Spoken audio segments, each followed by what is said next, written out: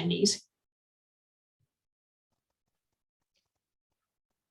All right, so we are recording, and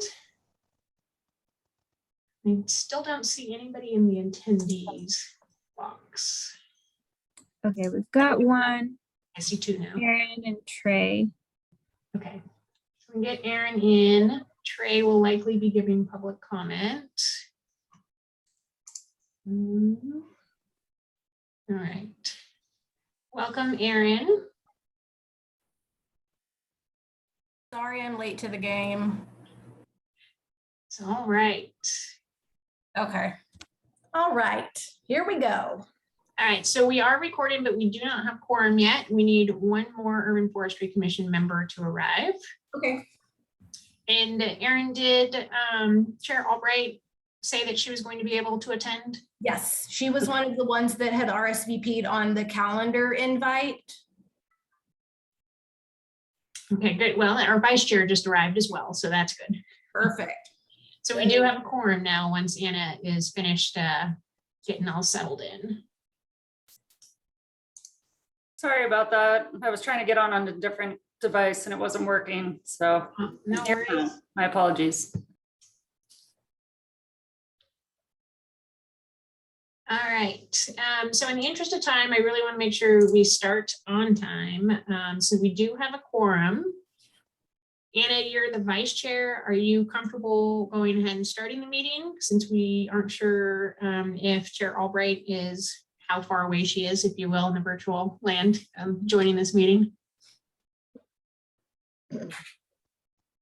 Sure, let me just pull up the agenda here.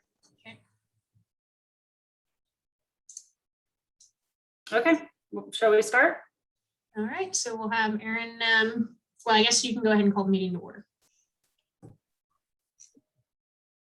All right, we'll call the meeting to order. Start off with roll call. Sure. Cynthia Albright, Anna Higgins, Here. Bruce Barr, Here. Trish Greif, Here. Ed Hawkins, Gary Gentink, Present. Sonia Lucatero, Present. and Jason Ludden. Yep. And also Matt Basil is present, Jamie Schroeder is present, Karina Guerrero is present, Councilmember Naomi Dewar is present, and Kelly Mullen. If I may, I do have an update on Cynthia. She unfortunately drove to McKinley, not realizing this was Zoom. I ran into the same. And she said now she can't get the link to connect on her phone. So she's trying hard. She should probably be back at her house, I would say, in about 10 minutes. But I'll just tell her we're going to go ahead with the vice chair, and then she can join when she gets home. Okay. Thank you. Okay, thank you. Moving on to the next agenda item, public comment. Is there any public that would wish to comment at this time? We do have one attendee in the audience. Trey, if you would like to give public comment, please click the raise hand button. Otherwise, we will assume you are here to observe and you may wish to provide public comment at the end. All right, he's not raising his hand, so I think he's here to observe, and then we'll check again at the end of the meeting. Thanks. Moving on to the next agenda, item A3, approval of the agenda. Do I have a motion to approve the agenda? So moved. Do I have a second? Second. All those in favor? Aye. Aye. Aye. Aye. Any nays? All right, agenda has been approved. Moving on to the business items, agenda B1, discussion and input regarding tree preservation ordinance. Kelly, take it away. Thank you, and thank you everybody who has provided comments up to this point. We've got the draft back out too with urban forestry comments in there for Title 8. Title 18 sent that around last week. The comments that we have there are reflective of what came from Chair Albright. So that's something that we wanted to use as kind of the starting point for our discussion, to go through the comments that she had provided today And next Thursday, the 18th, are our final meetings with you, with the Urban Forestry Commission, before the drafts go out to the public for public review and input. Those are going to be starting up soon. And so what we're going to try to do is to focus the conversation using, again, Chair Albright's comments as kind of the launching point. And so what I'm going to do is, Erin, is it okay for me to share my screen? Do I have the permission to do that?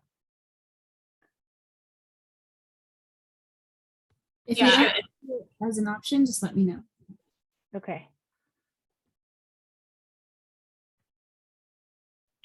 I'm going to bring her comments up on the screen, and please just bear with me. I want to make sure that I get the right one up there.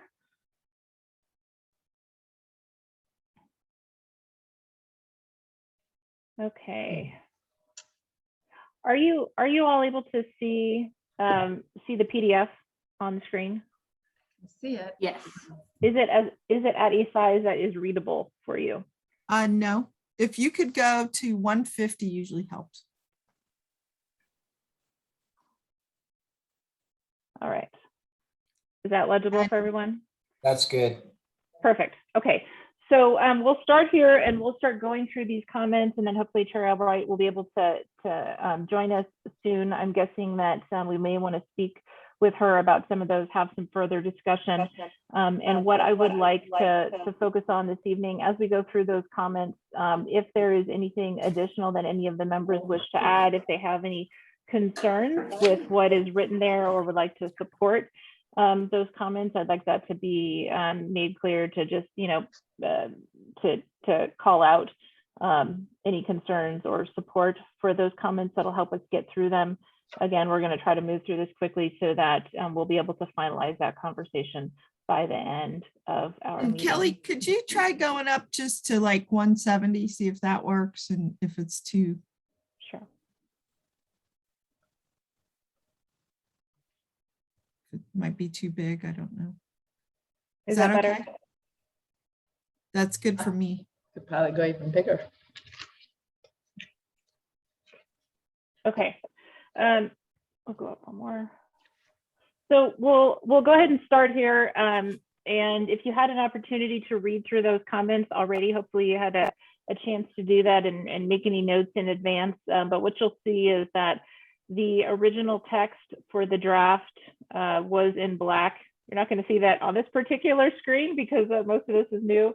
But the original adopted text is in black. Staff original edits to the ordinance are in red, and then you will see the comments from Chair Albright in blue. There is one section I noticed actually today that for some reason, some of her comments were not showing up in blue, but were showing up in really dark red. And I know that that's super hard to distinguish. So what I've done, you'll see on the screen, is that those sections have been highlighted in green, just so we can kind of call out what some of those changes are. So she did have some edits in the purpose section. Again, those are in blue. Were there any comments, support, or concern with any of those before we move on to the next section? I want to support the concept of taking out this word mature, and she just went to retention of healthy trees. I think that's kind of just a fundamental thing. So I thought I would mention it now. Okay. Any others on this section? It's good to me. And I want to make sure, Kelly, so your blue is red here and her stuff is the green or blue green. So staff's original comments are in red, and then the comments from Chair Albright in this section on purpose, subsection A, purpose, her comments are in blue. Yeah. And then in the next section, for some reason, her comments were not showing up in blue. They were showing up in really, really dark red, which is super hard to distinguish. And so those sections I have highlighted in green so that you can see those differences. Okay, so we'll move on to the applicability section. And again, the chair's comments are highlighted in green.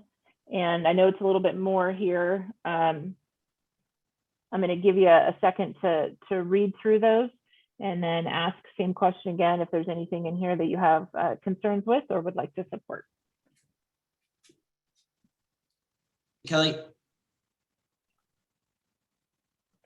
Go ahead, Matt.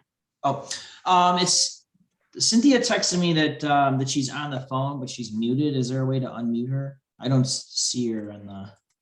Maybe allow her to join. She may have used the link off the agenda. Cynthia, are you able to talk? I think she's as an attendee. Right, you need to bring her in as a participant. It isn't giving me the option to make her a panelist, but it does give me the ability to allow her to talk. It just looks like she's muted.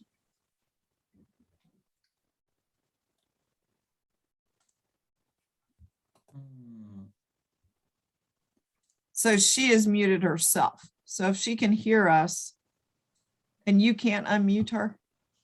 I am asking her to unmute, but I can't unmute her. Okay. And if you're calling in on the phone, is there a certain like set of keys that you have to use to?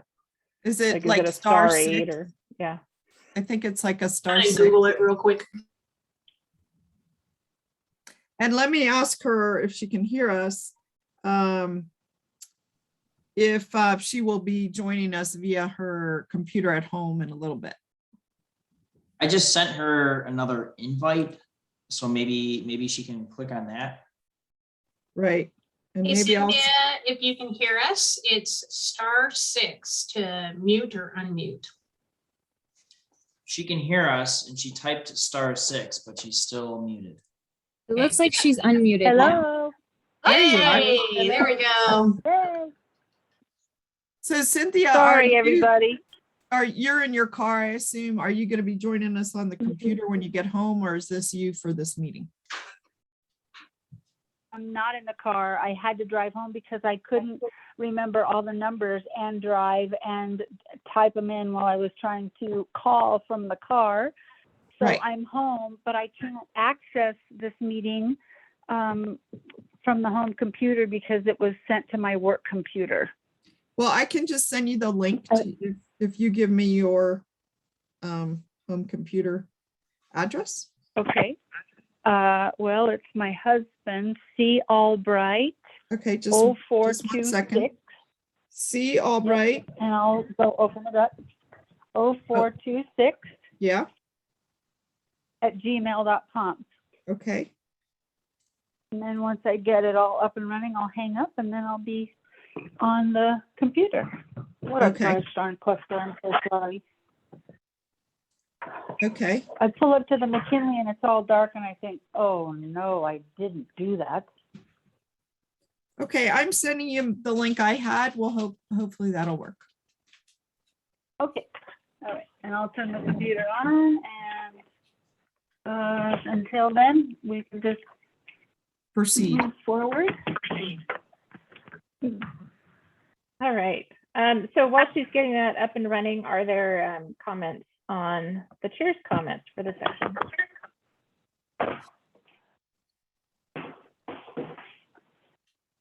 Well, let me ask you this, Kelly. How do you believe, I mean, it's worded in a way that our chair thought would work better. Do you think it substantively changes things, or is it something different than you thought? Or could you just tell us that? For this particular section under private trees, not substantively change. One thing that the group may wish to discuss, and it may be something that the chair could speak to also, is the change in language in the, let's see, 1, 2, 3, 4, 5th line down in B1 is where it changes the language about the standards apply to all activity. And it changes that to construction activities and then what is included in that.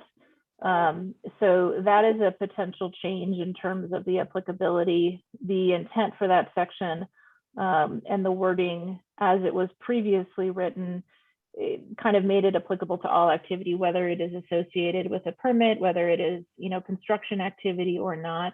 So that may be something that the commission wishes to discuss. I am not sure that I fully understood what you were saying. Could you just try it one more time? Certainly. So I'll tell you that in terms of the applicability, the original intent was to make sure, for this section, was to make sure that that the tree protection standards would apply no matter what type of activity was occurring on the property. It didn't necessarily have to be tied to a building permit. It didn't necessarily have to be, activity tied to a building or a grading permit. That it could also be activity outside of that, any activity on the property. Those tree protection standards would apply. So I think that there is a potential change in the applicability with the rewording so that it is more focused on construction activity. Well, let me ask you there, after it says building permit, it says the standards also apply to construction activities, including grading, targeted land disturbance, linear infrastructure, sidewalks, roadways, or is there a way that, in other words, you think this is a narrower application? So I don't think that that was her intent. Maybe she can speak to that. And Cynthia, I don't know if you can hear us. I can hear you. It's a little hard for me to see. I can't see where you are at this point because unfortunately I expected to be sitting there in person and I don't have a copy of this document in front of me. Well, she has it up on the screen. Yeah, I know I'm not there yet. I forwarded the meeting invite to my Gmail because that's what came up on my husband's computer. So I just got the link on this computer here and I'm just clicking to join. Okay. And so I'm sorry. If I understand you correctly, Kelly, if you just eliminated the word construction in that line, it would take it back to what you were talking about as far as all activities. And or potentially moving that word construction to later in that sentence. So to make sure that, construction activity, by removing it from that section, that we wouldn't then be excluding or not including construction activity. So maybe perhaps if it was the standards also apply to all activities, including construction, grading, targeted land disturbance. Yeah. Continuing on that way. So why don't we do that? Yeah, that sounds right. Just including, and that should cover it then. I mean, maybe Cynthia could speak to it. It looks like we're on both your phone and your computer. Do you need or want both, Cynthia? I think I'll just keep you on my phone and then I Yeah. can look at the document on my computer. Yeah. So was it your intent to more narrow the applicability, or could we go back to something Kelly had, which is, it's on that fourth sentence. It says the standards also apply if we put back in the words all activity, including construction, grading, targeted. I'm not sure what targeted land disturbance is, so we'd have to understand what that is, but linear infrastructure, sidewalks. So in other words, Kelly thought that the way she had it written was broader and that you narrowed it, and we're trying to determine if that was your intent. No, it wasn't my intent to narrow it, certainly. It was more to just be more direct about where it applied and get rid of what's in the parentheses and just spell out what it applies. But I can see now that that would, by, it would de facto sort of narrow it, because when you say all activity and you give an EG, for example, which is probably what's needed if you're going to include it in the parentheses, but not limit it to only what's in the parentheses. Yeah, it wasn't my intent to narrow it. So yeah, Okay. I would put it back to all activity and then just put an EG, construction, grading, targeted, I don't know what targeted land disturbance is either. Linear infrastructure, blah, blah, Did we blah, take out or this other. word targeted, Kelly? Because I'm really not, is that defined leader? Delete. So we can absolutely, we can take that out. I think the original was the standards apply to construction, land disturbing, construction and land disturbing activities. So certainly if targeted is wished to be removed, we won't include that Yeah. in the next iteration. Yeah, we should delete that. Because none of us know what it means. So Okay. that's our operating principle. If we don't know what it means, no one else will either. Okay. Are there any other comments on this particular section, B1 for private trees?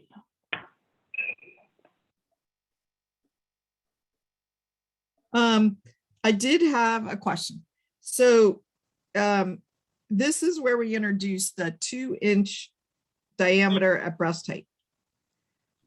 It says or 6 inches or greater for trees on civ. So there's a couple issues here for me. One is just the size, and it's just worth a conversation because, you know, it's going to come up over and over. And number 2 is prohibited tree list, which I think we said we're going to kind of drop that terminology and use some other terminology. Did you come up with any other terminology in the interim?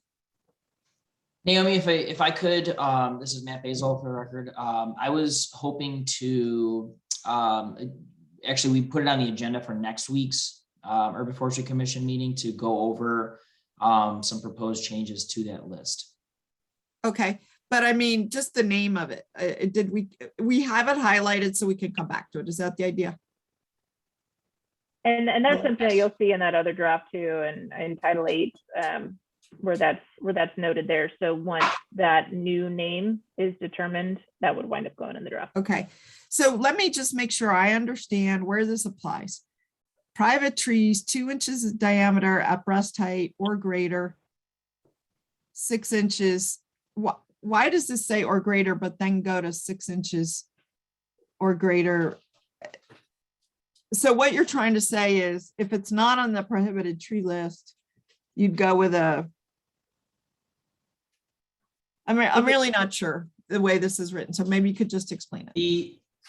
So the intent here was that any tree that's not on the prohibited species list that's 2 inches or greater, meaning that we are requiring a minimum of 2 inches caliper for a tree to be planted. So for us, we're saying that any tree that has been intentionally planted as required is that meets the requirements of being a protected tree.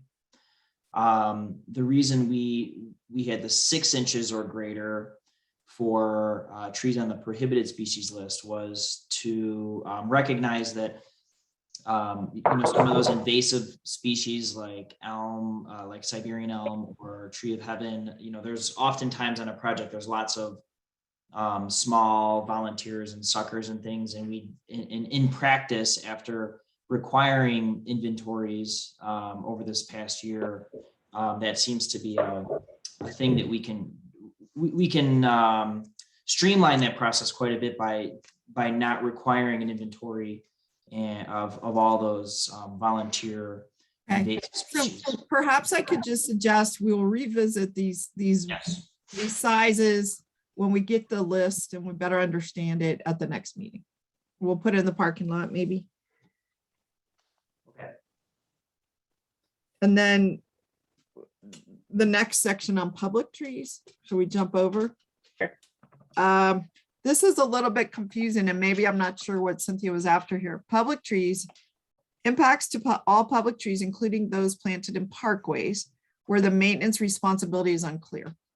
So I guess this is a common state of being that the maintenance responsibility is unclear. I've just never quite seen it drafted in such a way. So maybe unclear, maybe undetermined at a certain point, maybe. Is that where we're going, Cynthia?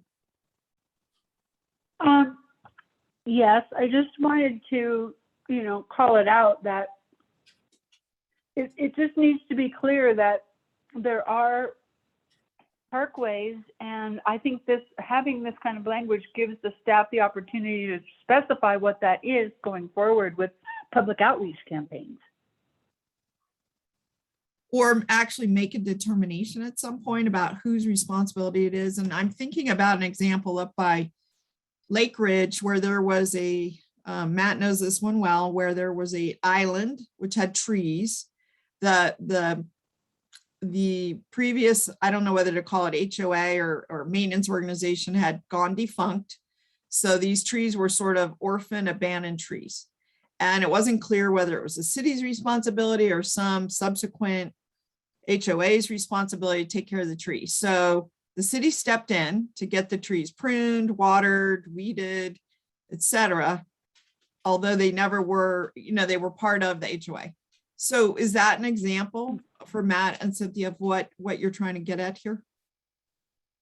Yeah. I would say yes, and we've met internally with Public Works and planning about this issue of kind of areas that are in the city right of way that don't have a really clear assignment of duty of who's supposed to deal with them. It seems to be a problem with new developments where stuff is installed in the right of way and it's assumed that the abutting property owner maintains that landscape, but then as property owners change, and different things occur, oftentimes they're kind of abandoned. So we are trying to address that issue. So maybe one other option for wording that, and I'm not sure if that might get a council member Dewar's concern, is if we were to update that to say, no matter who, something along the lines of no matter who is responsible for maintaining them. Because at the end of the day, like we're just saying the protection standards are applicable to all public trees, no matter who is responsible for maintaining those trees. The tree protection standards apply. Would that get at both of those issues? That works. Yeah, Kelly, that's a good idea. I have I would say, Matt and Kelly too, excuse me, that we should never, ever be allowing an HOA to have the responsibility to maintain trees in an island and a roadway. I mean, nobody would ever know that that's the case. I agree, and I get a lot of complaints about trees in those medians, and we've had a lot of discussion internally that not everyone agrees of where we should go with that, but that's my personal. Well, maybe a performance bond, I mean, we want to promote the planting of trees in islands and certainly the maintenance of trees in islands. And so maybe we just need another protection that's associated with the deed on the property of whose maintenance responsibility it is. And it's a performance bond. I mean, not that that's an ideal situation, but. And certainly there's a lot of those gray areas that are out there. We are working behind the scenes, like Matt said, to try to clean up some of that in terms of process and procedure and requirements to make sure that there are fewer gray areas when it comes to maintenance. But I'll go ahead and put in that change then, assuming that gets both at what Chair Albright, what you were intending with that, and Councilmember Dewar's concern. And then I think Commissioner Barr, you had a comment as well. Yeah, well, my question or comment here is so public trees, is that defined somewhere in our definitions, what a public tree is? Because essentially you could do all of that if this was included in what is a public tree, that are trees that are in a parkway, whatnot. I mean, it needs to be clearly defined somewhere so that you can always point back to this, because it's gonna come up elsewhere in here, and then we're gonna have to redefine public trees all over again.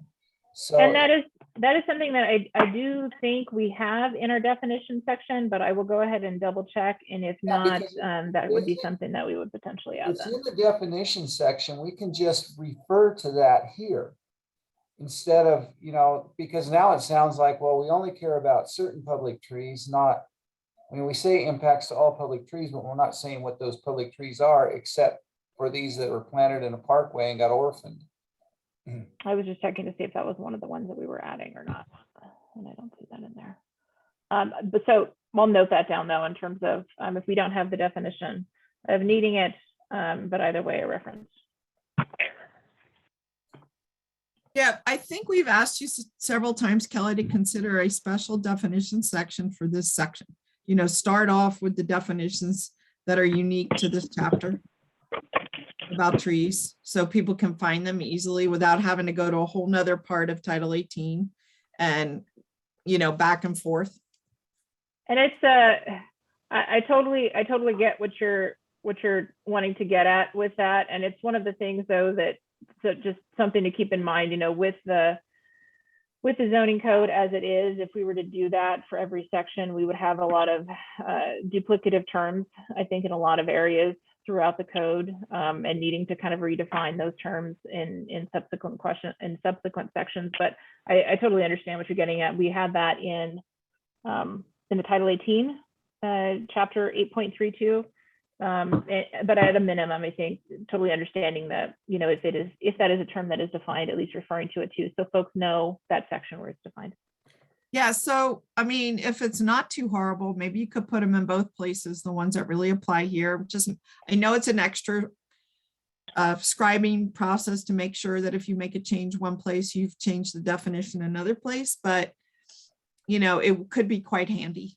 So just a thought, you know, maybe 10, 15 definitions would really set us up here. Thank you for those comments. Are there other section or comments on B2 before we move on to subsection C? This is Anna. I was just wondering about, you know, trying to align the language between 1 and 2. 2 talks about impacts to all public trees, but number 1 doesn't talk about impacts. So I don't know if we want to try to align the language more, since they're supposed to be applicable to either private or public, and what specifically is the applicability.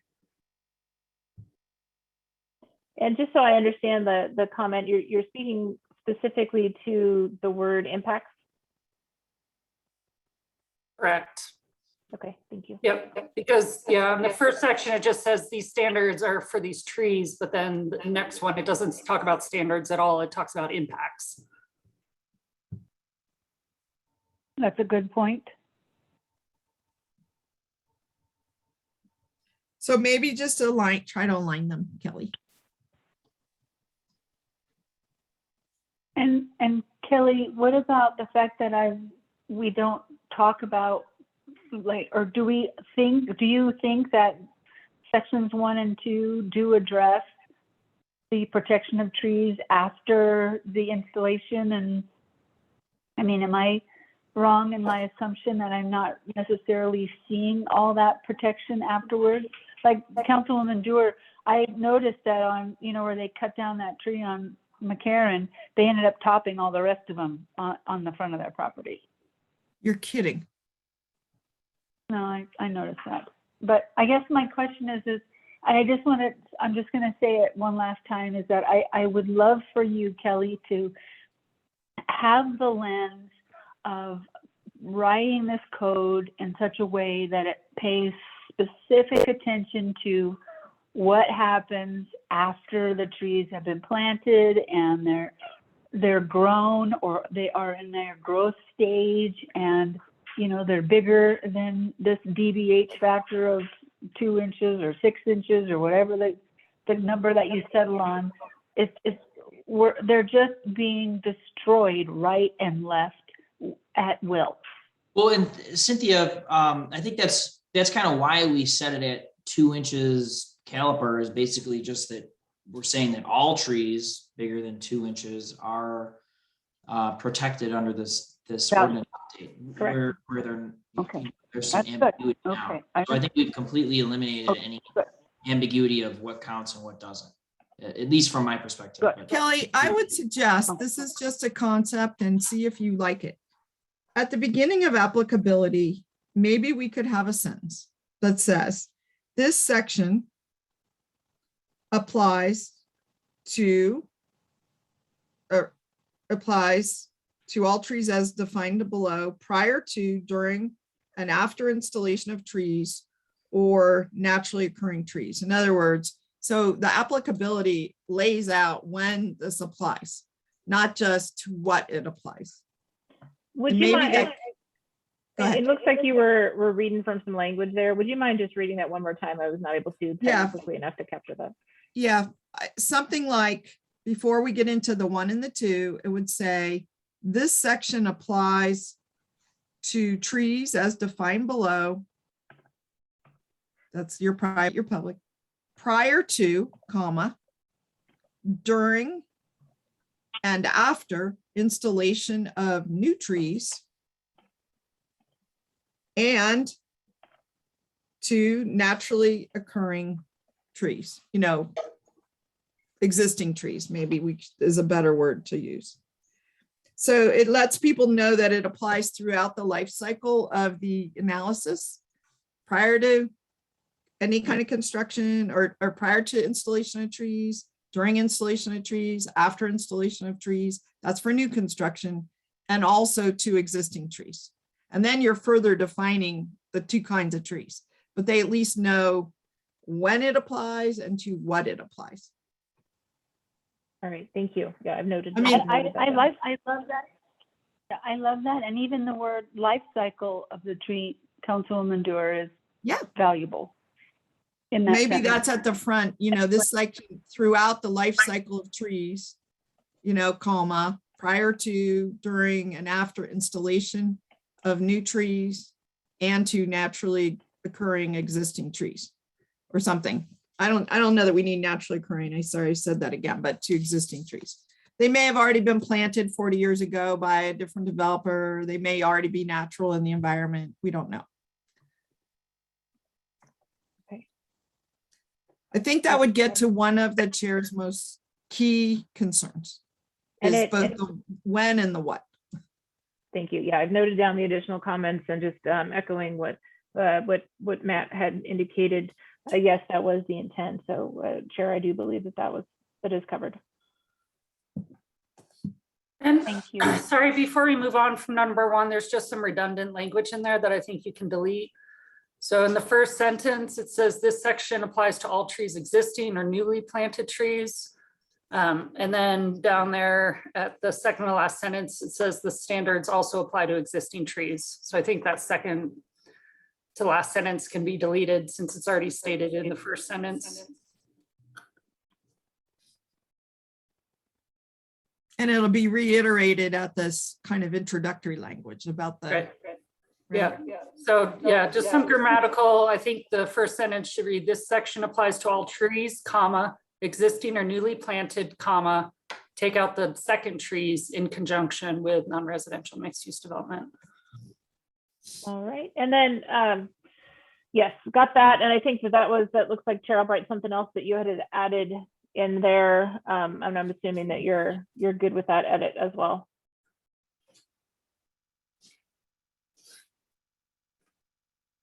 Yes, thank you. All right, so our next section, Chair, that we had some comments from you was under exemptions. And since just from what we can show on the screen, we'll just talk about these parts first. It looks like there were some comments both for subsection C2 and subsection C3. Are there any additional comments or questions on those recommendations? So why did we want to scratch out required or recommended as part of Reno Fire Department approved defensible space? Well, I just think that if it seems to me that it's a little bit goosey to say or recommended. It seems to me that Reno Fire, if they're going to actually recommend, if they're going to actually tell somebody that they need to fin something, then they're going to do it. Otherwise, Reno Fire wouldn't get involved. It just, I don't know, the word recommended just seems a little open-ended. And less certain, I guess.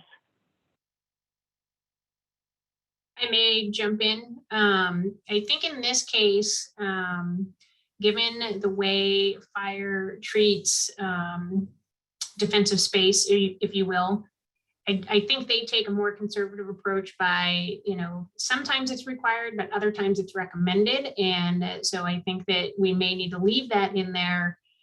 Because they basically say at a minimum, you want to, have 30 feet. You could go more, we could recommend more. So I think we need to be careful if we pull out recommended, because I know fire, all the attorneys at play would likely say, well, there's absolute requirements, but there's also the recommended.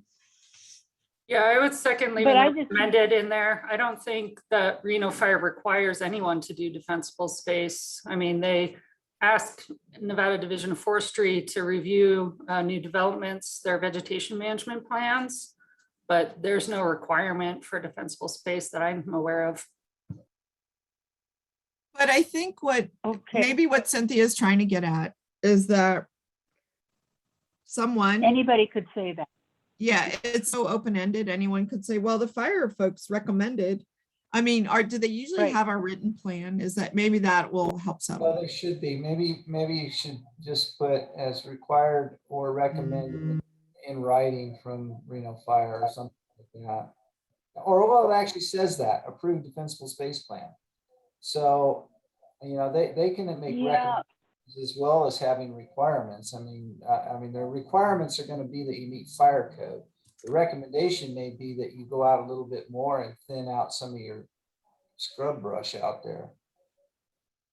Could we add that, in consultation with the urban forester, or Reno Fire Department in consultation with urban foresters recommended defensible space plan, at least for trees, Yeah, Matt, are you talking about for public trees?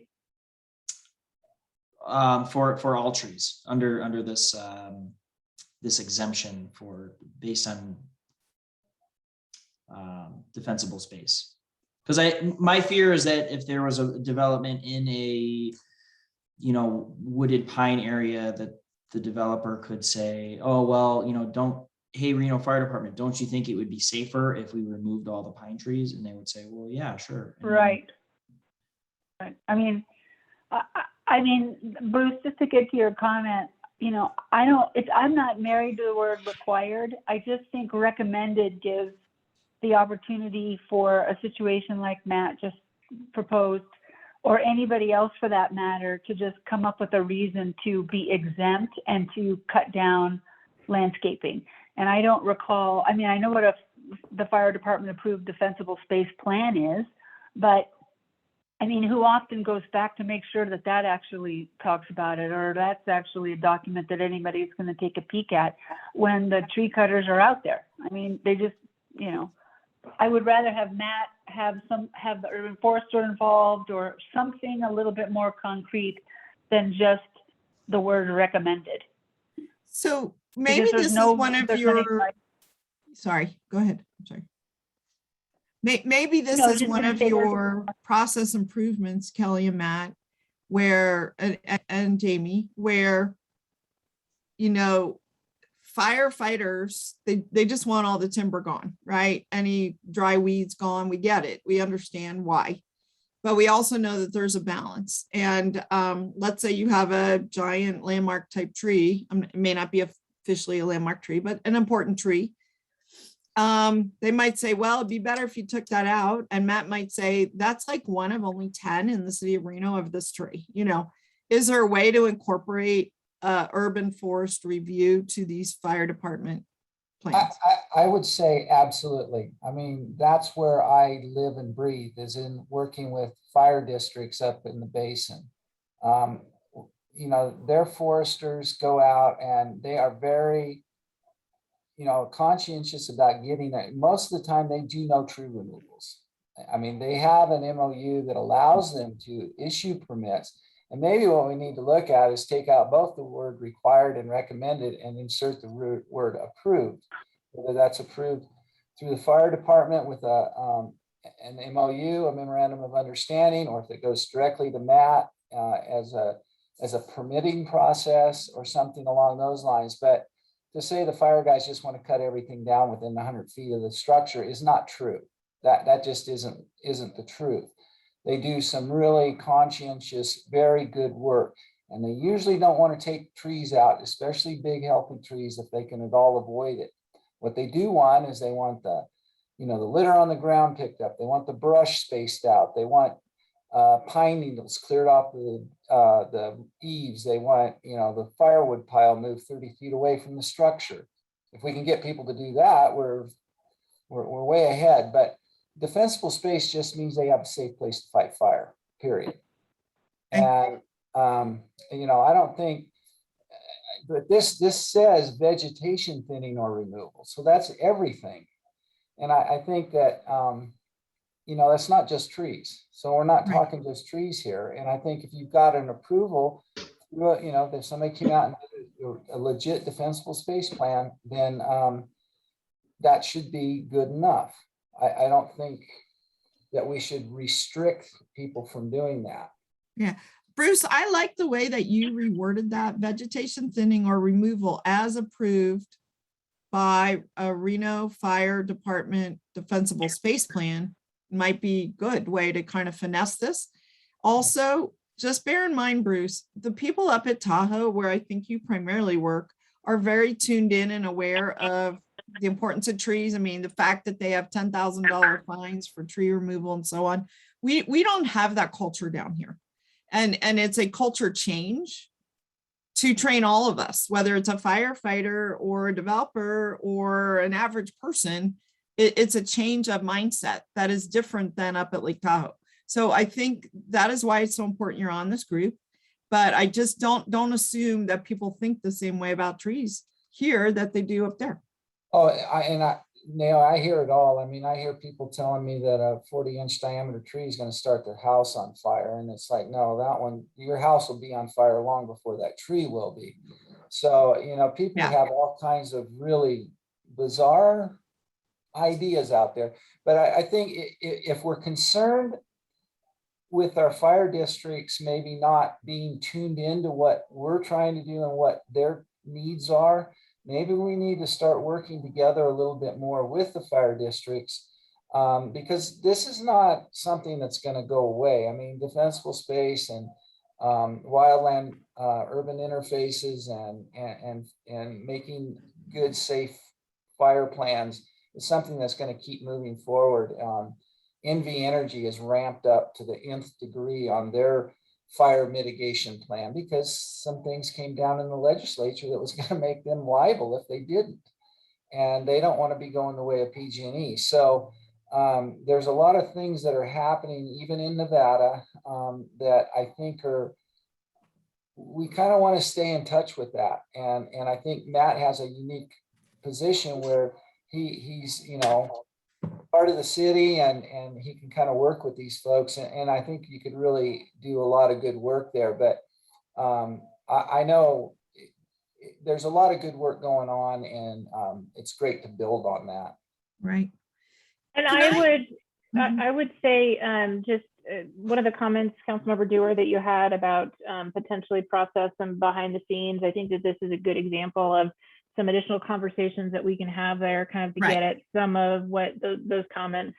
And then, I can note down, we've got some various comments from the group on this particular item. We'll note those down. And then I think that behind the scenes, we can have some of those additional conversations. I would like to go back to exemption 2. And I'm still very confused about this one. And maybe I'm not clear if who highlighted this with blue or what this is, but can you just explain this? How is a single family residential 10 map, which could be 200 homes in a 10 map, how does that get exempt from the tree standards? It's really confusing to me. And so the highlight was the comment from Chair Albright, but just speaking to the original inclusion of that in the exemption section, the purpose of that is recognizing that when those projects go through that discretionary review process, when they are sent out to the various different agencies and stakeholders for review and comment, and that project is looked at holistically, and conditions of approval are applied to mitigate the impacts, that the trees on site are part of that review. And you'll see in some of the recent subdivision maps that have come in, where there are conditions of approval that get at the removal of some of those trees, where there's been donations to relief, reno, or replanting, that the conditions have kind of varied based on the circumstances of the review of the subdivision as an overall project. And that having it exempted here just kind of recognizes that it is still going through a separate discretionary review process where all of the impacts of the project are being assessed and addressed through conditions. But here's my question, Kelly. Do we repeat, like this whole section is about tree protection? Why would we not apply standards so the developers understand going in what the standards are? Why would it all be discretionary? Why would we not? I mean, I spent a lot of my life as a regulator, and what I found is that developers, what they like is clarity, and what they want is across the board. I mean, you know, of equal treatment. And what I don't understand is why this helps us take this out and make it, to me, it makes it fuzzier. It says, if you're doing a tentative map, you go somewhere else to find stuff, or there is no stuff. So that's where, is there stuff somewhere else that describes what they're required to do? So for tentative maps, I mean, you'll see, certainly when you're talking about riparian areas, we've got those separate sections that deal with those types of trees and the native stands and that kind of thing. But it does allow for a little bit more flexibility in the review. And like I said, that holistic look at what the impacts are of that project overall. Certainly something that if this is something that the commission wishes to, make a recommendation in another direction for some alternative language, then we'll note that down. But happy to have additional conversation about that for sure. I think I'd just like to add that, in reading this number 2 in particular, and I understand now, why Kelly, you why you added subject to discretionary review process. What I'm trying to get at is why are any single family residential developments at any level, whether they require a discretionary review process or not, exempt? That's my fundamental question. And I thought we had discussed in a previous effort, a meeting, that we want these standards to apply whenever there's a building permit required. And I think that exempting a tentative map, and I mean, I was on the neighborhood advisory board for 23 years, and despite repeated efforts over all of those monthly meetings over that many years, rarely did the discretionary review process and comments from the NAB and comments from everybody else actually result in the addition of more trees and more landscaping. Now, I'm not trying to say it never happened, because it did, but the discretionary review process didn't really end up resulting in more landscaping. And so why can't we just say that these standards apply to all projects that require a building permit? Mm-hmm.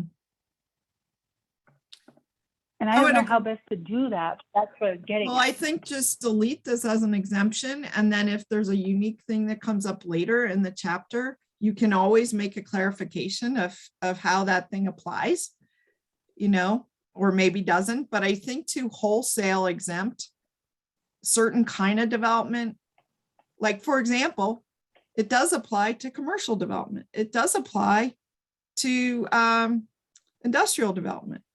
Why would it not apply to residential development? I mean, that's where the confusion is. And they may, Kelly, or may not have an HOA with common space. For example, the development I live in, we have CC&Rs, but no HOA, no common space. And so I think this is premature, I guess, to outright exempt them. And maybe if there's a specific thing later, why don't you point that out? So that would be my recommendation at this point. What is the difference between single-family residential tentative map projects and an individual single or duplex home? I don't understand the difference. So the subdivision map would be, early in the process when you've got your, 600 acre parcel or so that, let's say, you're dividing into 1,200 lots. And that's coming through that tentative subdivision map process, and it's looking at the overall impacts of that project.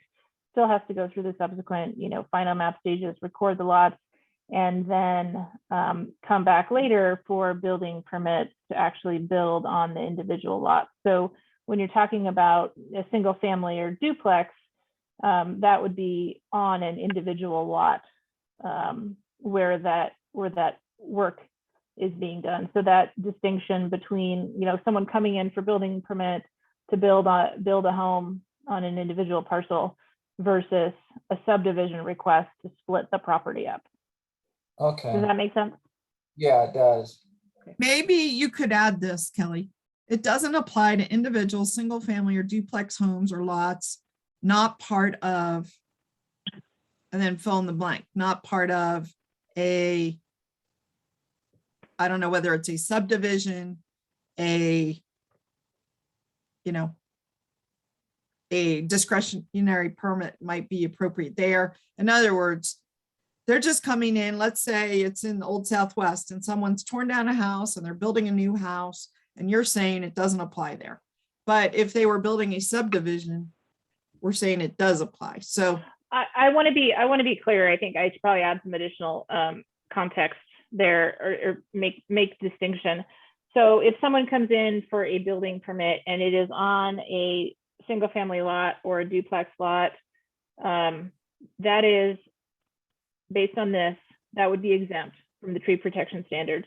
If someone came in to submit a tentative map application, which is not a building permit, it's just that's going through planning commission and, you know, all the different agency reviews, they're just requesting that they split up the property. They're not requesting, in this instance, to build anything at that time. That would be later through separate processes, right? So they're distinct in terms of we're building on a single family lot that exists versus a request for someone to come in and split up a large piece of property. So maybe the word exists has to be in there, or something that gives a sense of that it's a, you know, it's a redevelopment or it's a something of a site versus, anyway, I think you've got it, Kelly, that I don't think they're, listen, I'm not comfortable with exemption 2. I don't know about anybody else. You heard from the chair. I don't know about anybody else. If they want to exempt a certain category of projects, I mean, where I get worried about fairness, I guess, equity, is if we're applying this to an industrial project, we're applying this to a commercial project, why would we not also apply this to a, you know, a residential development? It might be applied in a different way. You know, they all have some common space. They all have landscaped areas. It's just, you know, they lay out different. So that'd be. And that is something that I'd like to follow up on with the, whenever we come to pieces like this, where it's potentially substantively changing, you know, the policy that's, or standard that's in there. If I could just get an understanding from the rest of the commission, if that is if there's consensus there in terms of removing the exemption under C2.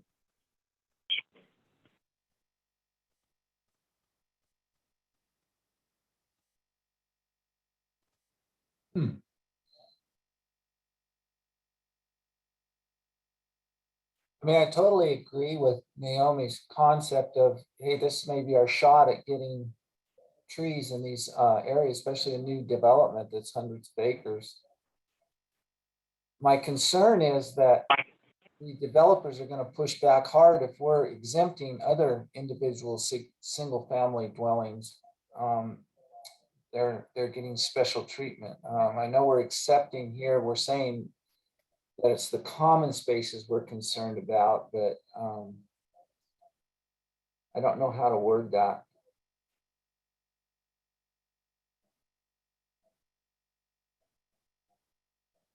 Anyone else?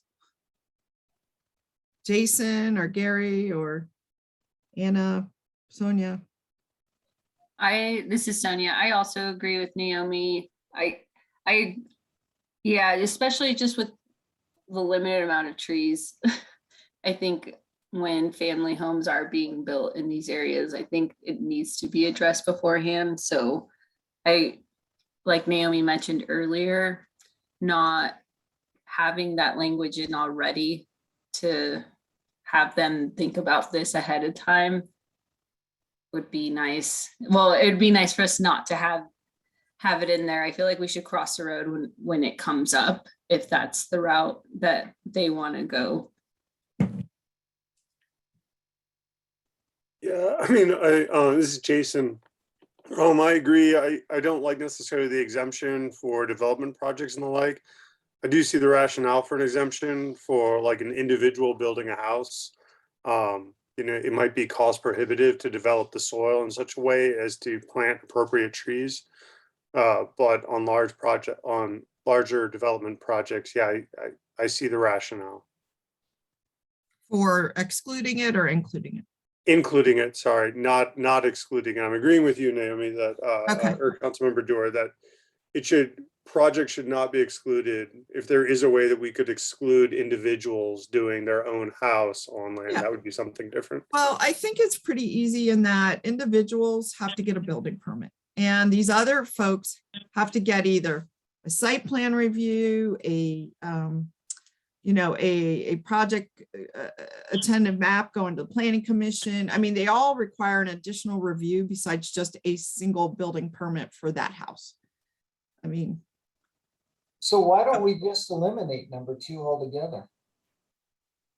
And that is what I'm seeking input from the if there's consensus from the group in terms of eliminating exemption C2.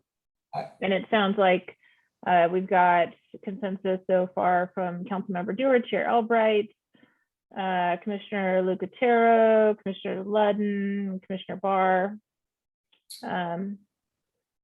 And I think we've got. Yeah, I would agree to remove it too, though, by the way. So just to add my name to that list. Yeah, Anna agrees as well.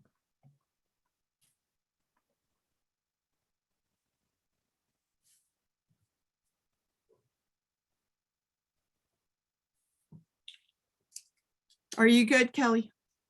Yes, thank you, Commissioner. And is it Grief? Greif? Greif, Yeah, thank you. Greif. Sorry. I also agree. We could eliminate. Thank you. Okay.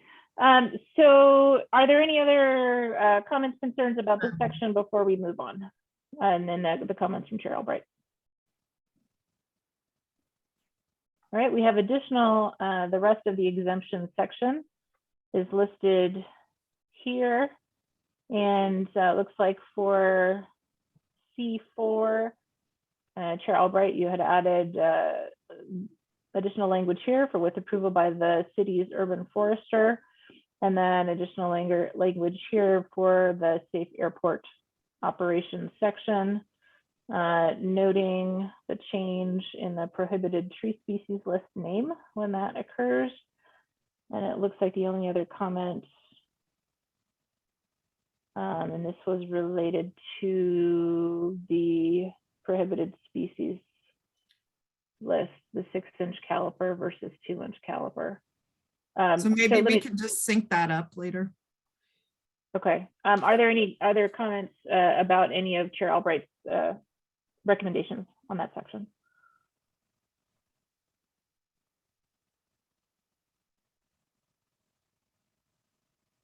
Okay. Hearing none on that, we'll move on to the tree preservation criteria. There is a lot to chew through on this. One of them, just a global change for changing protected trees to preserved trees, and kind of, I think, looks like reversing the language there, using protected versus preserved. And then additional comments related to the credits for when those protected or preserved trees that are existing are left preserved, and the credit that could be applied from that preservation to their landscaping requirements. So are there questions, comments, concerns about any of the comments there from Chair Albright?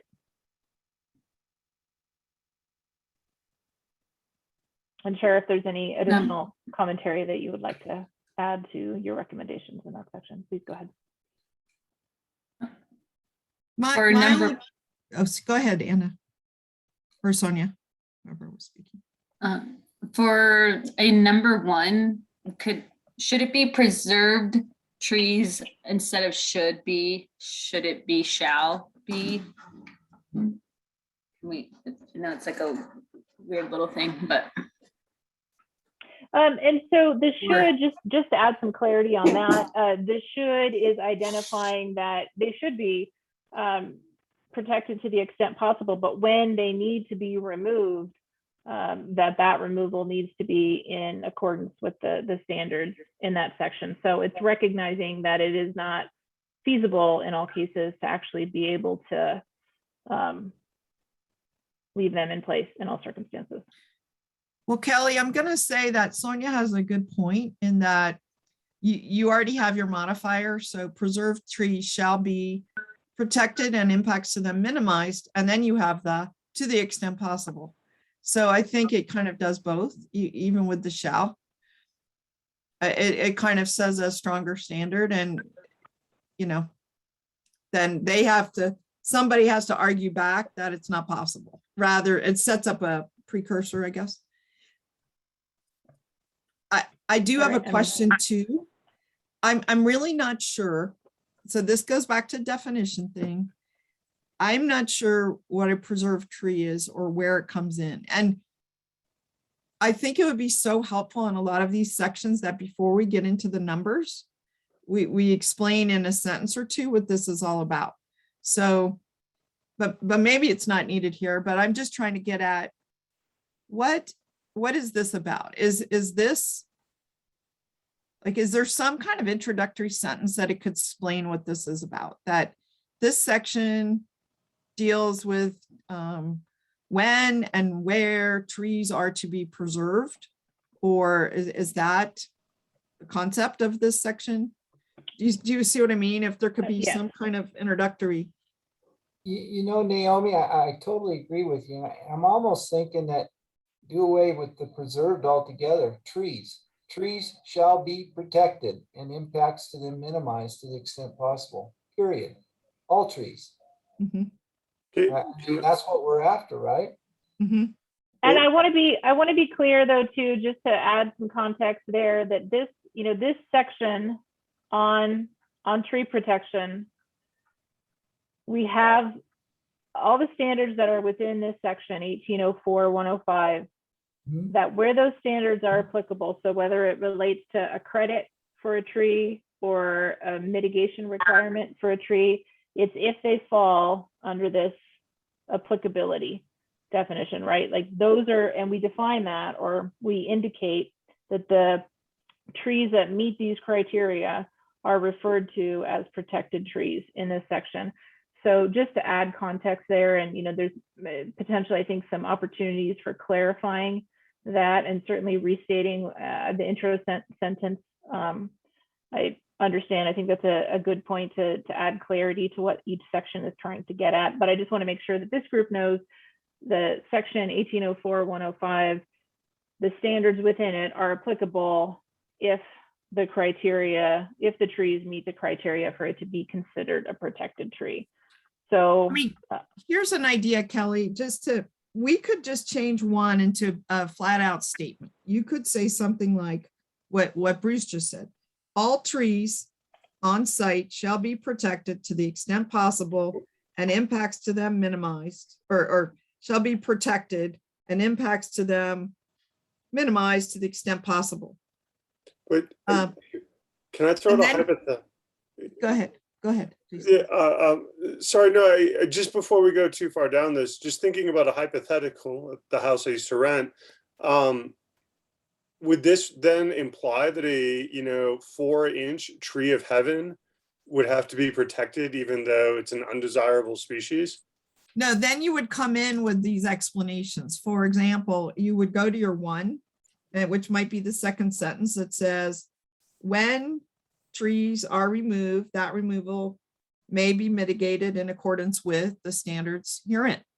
And then you get into all of these explanations about, undesirable trees, prohibited trees, 6-inch trees, evergreen trees. Once you have your base statement, Then you come in with all of this, and tree of heaven is undoubtedly on a undesirable tree list and can be removed at any time at any size. You know what I mean? Okay. So that's how I would approach it, Kelly, is if we could just make a statement that trees are important and should be protected. And then you come in with all the ifs, ands, or buts. If it's this, then this. If you could mitigate, you could delete, you could cut them all down. Whatever the standards are. And you know what, I see that, Matt, I'm not sure how long your hand has been raised. If you just raised it, was there something that you wanted to add on to those comments? Oh, no, that was from before. Sorry. I want to point back to our purpose section too, that I think is an important piece where, we do talk about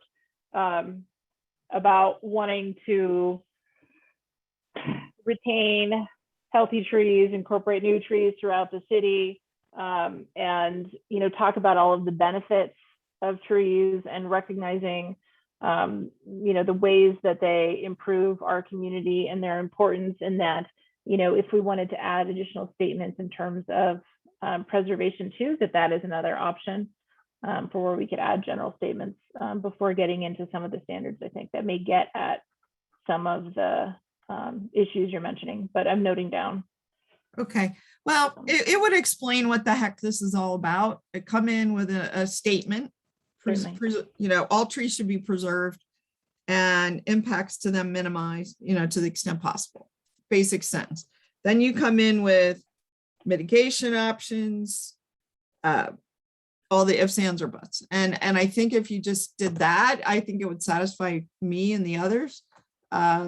It bears repeating. It's not one of these things that should just say once. We're attempting a culture change here, right? We're attempting to put trees on the proactive instead of the defensive, I guess. Assume that they're good unless we say they're bad. It's a different way of thinking about it, I think. Thank you. I've noted down your comments. Are there other, I'm assuming that there's some conversation to be had about the specifics of the credit criteria.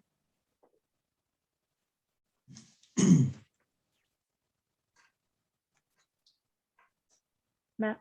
Kelly, in my opinion, I'd like to get rid of the evergreen height requirement thing. I think we should just be, I think all trees should just be based on diameter. And I want to add some context on that too. Just so in terms of our standards, or planting standards in the landscaping section, we have minimum requirements for deciduous trees. It is based on the diameter. For evergreen trees, it's based on the height, and that's why that there's a distinction in the credit, because it allows it to match up a little bit better because of those the distinctions for our planting standards. I don't know if that helps to provide context on why that was proposed as I see why you're doing that, but to me, it's, if you remove a 60-foot Jeffrey pine that's 30-inch caliper, you're requiring 6 10-foot Jeffrey pines instead of 30. You're not replacing that 30 inches of caliper. So I think you're really discrediting the value of evergreen trees in the landscape. As far as preservation goes, I think that that's a viable way to prescribe trees to be planted in the landscape, but I think that it's more appropriate to measure trees based on diameter as far as preservation is concerned. So for the credit, then having that as just based on, what would you propose then as an alternative for the way that is credited? I think you just get rid of C and D, and you just A and B are just changed from deciduous. We just say trees greater than 6 inches. And then trees 2 to 6 inch caliper. I like that idea, Matt. I think it's great Okay. because the evergreen trees grow so much slower. Right, and at least in my opinion, I think they're very important in our landscape here, just because they're relatively native to our area, and they do make up the a lot of our canopy, and I think that we should value them the same as deciduous trees. And then, so following on that, Chair, I know that you had made some recommendations on the, depending on the size of the trees preserved, what the credit would be. And it looks like the recommendation is to increase the credit. It looks like you've got a range in here. And I just want to double check on that. I think that some of that ties back to the comments that you've got on the right side. If you wouldn't mind just kind of walking through what you're thinking on that.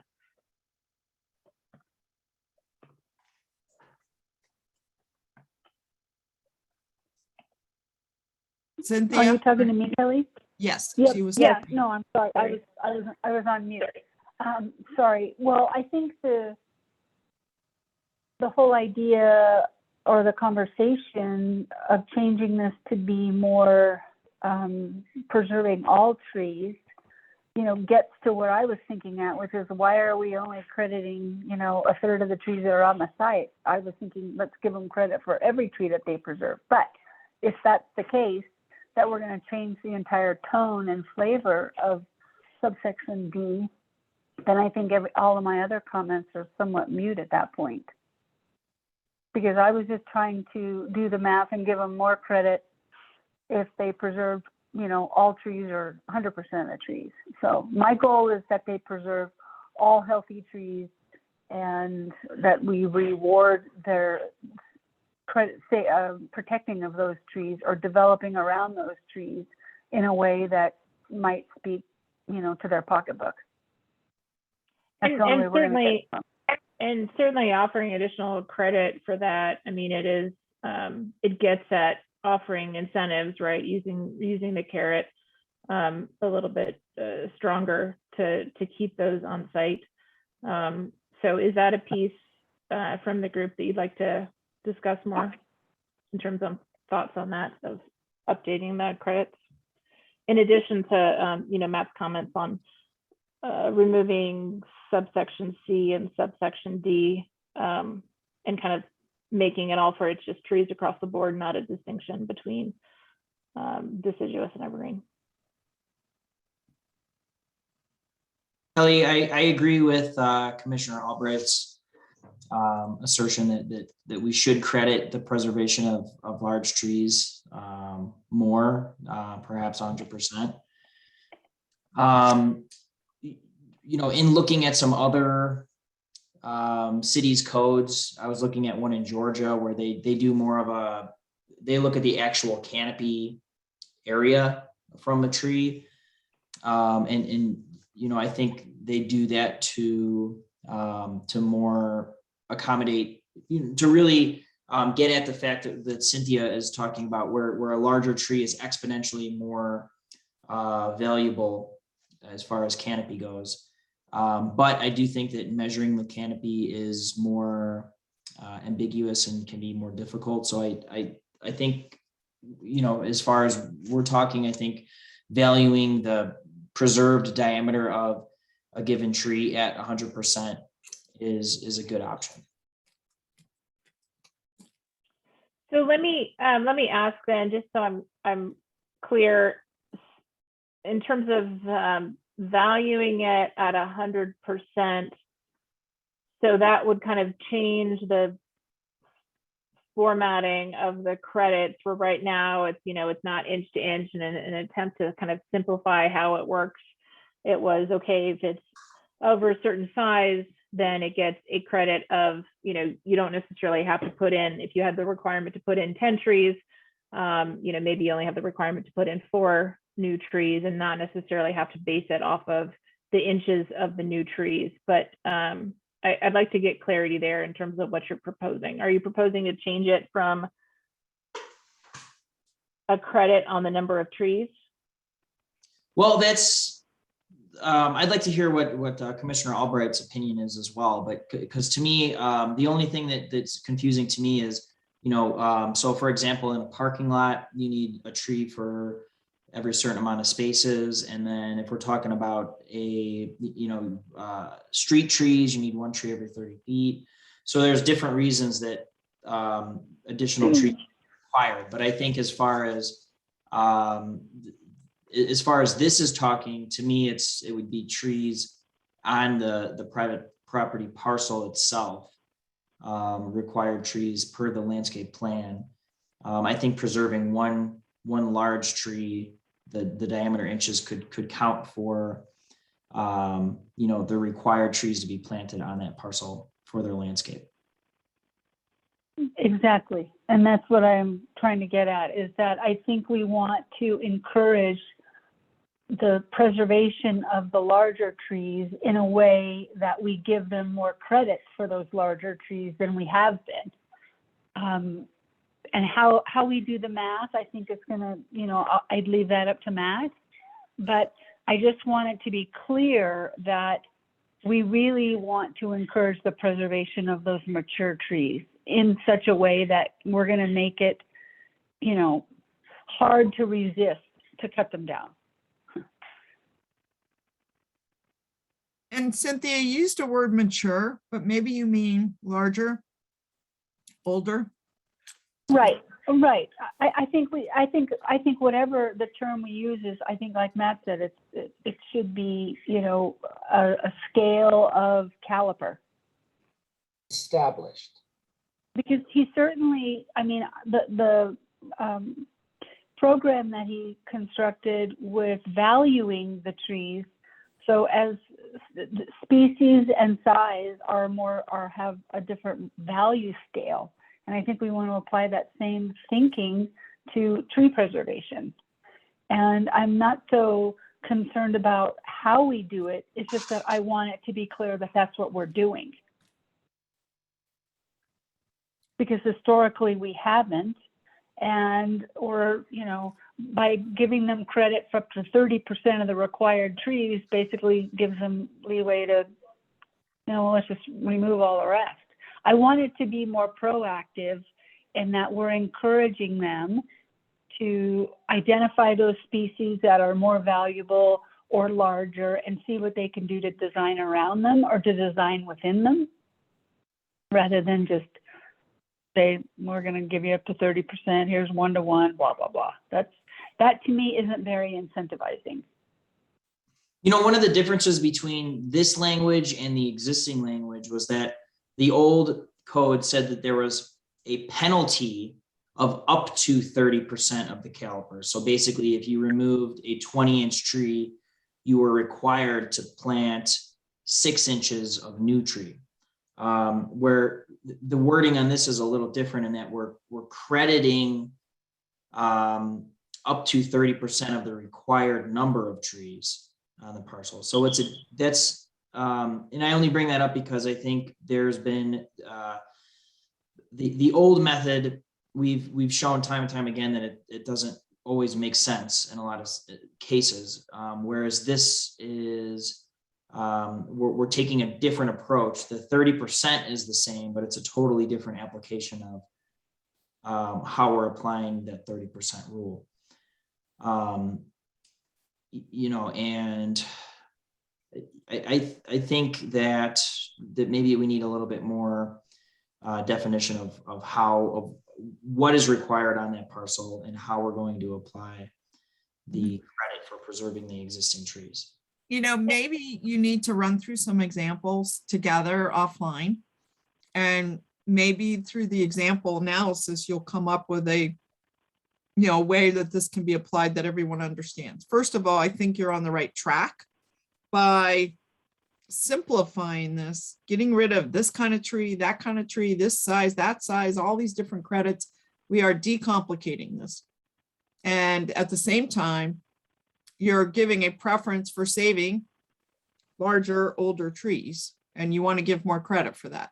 And I think Kelly, if you can work with Matt to get to this place and make it streamlined and more simple for people to understand, it'll be more simple to do and less arguments, less complication. And we certainly, yes, we want to make it more simple to the extent possible. And I think that, like you said, removing the evergreen component of it helps to get there. Let me just ask, because we do want to make sure that it is as objective as possible. So there's not, subjectivity that's being introduced for our plan reviewers or for the applicants as they're going through the process. So one of the pieces here is, it is considered to be a type of incentive, and potentially something could be added here, but this amount, 30%, is that something then that I'm hearing that the group would like to see increased?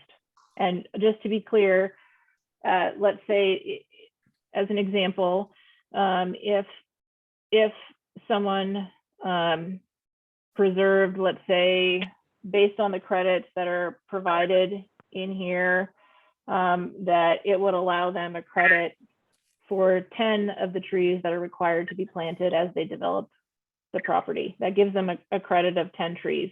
And let's say the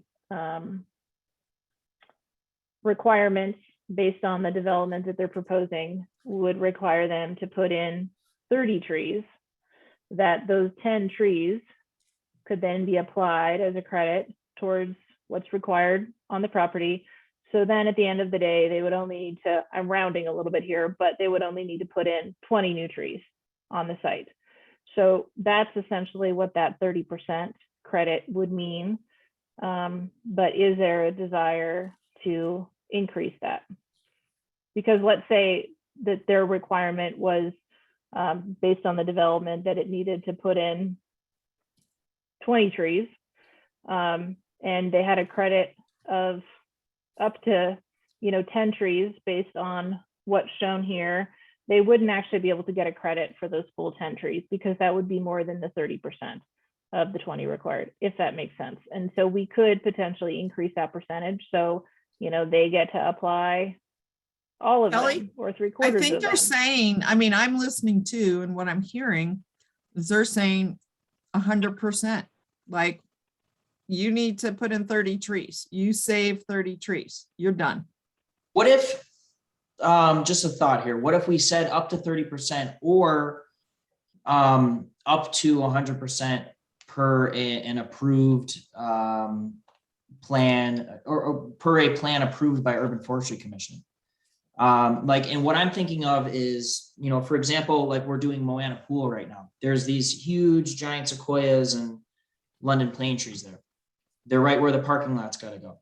It would be very expensive for us to preserve those trees. However, it's, I think we can all agree it would be amazing to preserve those. So if this wasn't the city and it was a developer putting that project in, they could come to the Urban Forestry Commission and say, hey, we looked at this with Matt. It's going to cost us $60,000 to accommodate these trees.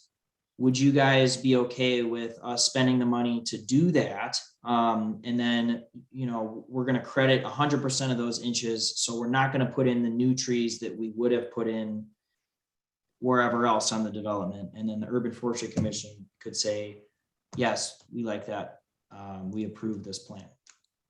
Well, first of all, Matt, I'm just going to say, I don't think that the Urban Forestry Commission should be the decider here. I think it would be you or the planner weighing this. I think the Urban Forestry Commission is more of an appeal body at this time. Okay. And so, first of all, I don't think that the Urban Forestry Commission should be involved in day-to-day decisions of, for planners.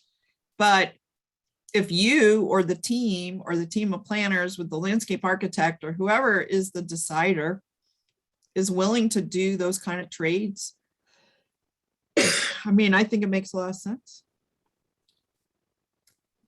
What do you think, Kelly, or is it too ambiguous? I think we would need to put a little thought, have a separate side, conversation about how that may work, because we do want to make sure that it is as objective as possible. You know, and that what we don't wind up doing is, you know, the way that it's worded right now, it's just 30% of the required trees. So that could, if we increased that, there's the possibility too of, no, there's no new street trees that are added, or there aren't trees in the parking lot added, or there aren't buffer trees added in between disparate uses. So I think those are the things that we'll want to kind of take into consideration a little bit more, and maybe craft some language that ensures that some of those pieces are not completely done away with if we Hey, were to Callie. go down that route. Maybe just for starters, maybe just do this. Just make it 50% and then also decide not to use the words trees on site, but trees, as you just pointed out, in a particular area. If it's the street trees, if it's the parking lot trees, why don't you guys think through, hey, if you need 50 street trees, you could get rid of half of them if you saved, 50%, if you saved, X amount of trees. I mean, I think you guys could, you made a good point that we don't necessarily want them to like suddenly not do anything in the parking lot to deal with heat island effect, or anything to do out at the front of the building to deal with, shading for the building, etc. But I think you get the goal is that what these folks seem to want to do is give give incentives, give additional credit for saving bigger trees, and just, you guys have to offline to kind of come back to us with a proposal. I don't know that we're going to be able to figure it out here.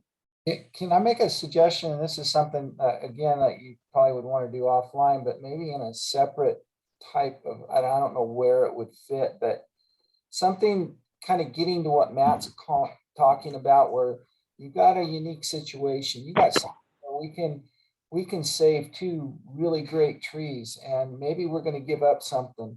But in the long run, it's better to do that. So what I'm thinking of is something like you would call it an in lieu practice. It's something that's not strictly written into the code as an approved process. But if they go that route where they want to do an in lieu process, then they have to explain and justify why what they're proposing is better than what is in the code. But it gives a mechanism where Matt can make a decision on a specific project in a specific site, rather than just saying, well, if it's not in the code that way, we can't do anything about it. Is that something that's possible to write into the code? It is, and I'm thinking now, we had added some additional language further down in this article related to like an administrative modification, where under certain circumstances that the administrator has some ability to adjust the standards based on extenuating circumstances. So I do think this is something that we can look at that language too, see where it fits in best. And make some potential changes in the language that get at that to allow for some of that flexibility when it is justified under certain circumstances. So thank you. Yeah, thank you all on the conversation on this. I'm glad we're able to kind of talk through it a little bit more.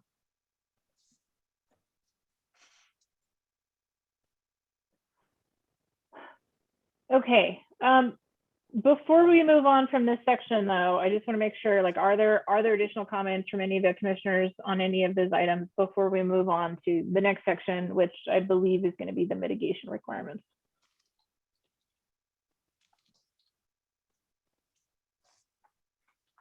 I'm not seeing anything, so I'm going to go ahead and scroll down.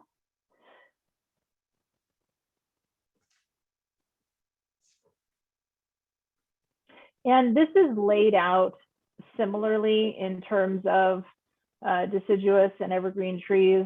And what it is describing in this mitigation section is that when those protected trees are removed, that they do require replacement at a certain ratio.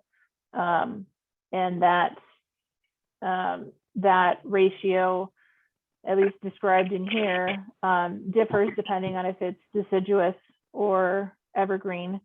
And then there are some new alternative options that have been built into the proposed code language here. And like Matt had said, you know, with the existing code language, it required a 30% replacement.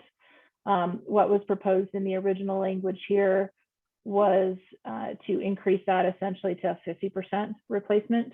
Instead of a 30% replacement, 50% would need to be required. I see we've got some, you know, comments from Chair Albright upping that higher. But I do, before we get into some of that, I do want to speak a little bit to those alternative options, recognizing that it may not be always feasible or desirable to be able to replant as many trees on the site, that sometimes there will be, you know, circumstances related to the development that make it not feasible or would make it unlikely for the trees to be able to survive in the long run if that full number was having to be planted on site. And so we were proposing some alternatives. And what you'll see there is in lieu of planting them on site, that there would be the possibility of planting those required replacement trees off-site on public property. That would need to be to the satisfaction of the urban forester. And alternatively, for those developers who, you know, may have difficulty or may prefer to simply pay an in lieu fee to the Relief Reno program, that would be an alternative option as well. And the intent behind adding these options in here was to increase flexibility, especially with recognizing that the replacement requirements would be increased to be able to allow for some of that flexibility. So are there comments from the group on this particular section and from Chair Albright's comments that she has? I like that Chairman Albright raised it to 1-to-1 caliper ratio. I thought that was justified. Adding in that we can mitigate it through the in lieu fees, I think takes care of any potential issue with not having room on a specific site. We're still getting trees planted and funding done. So I think that's absolutely justified.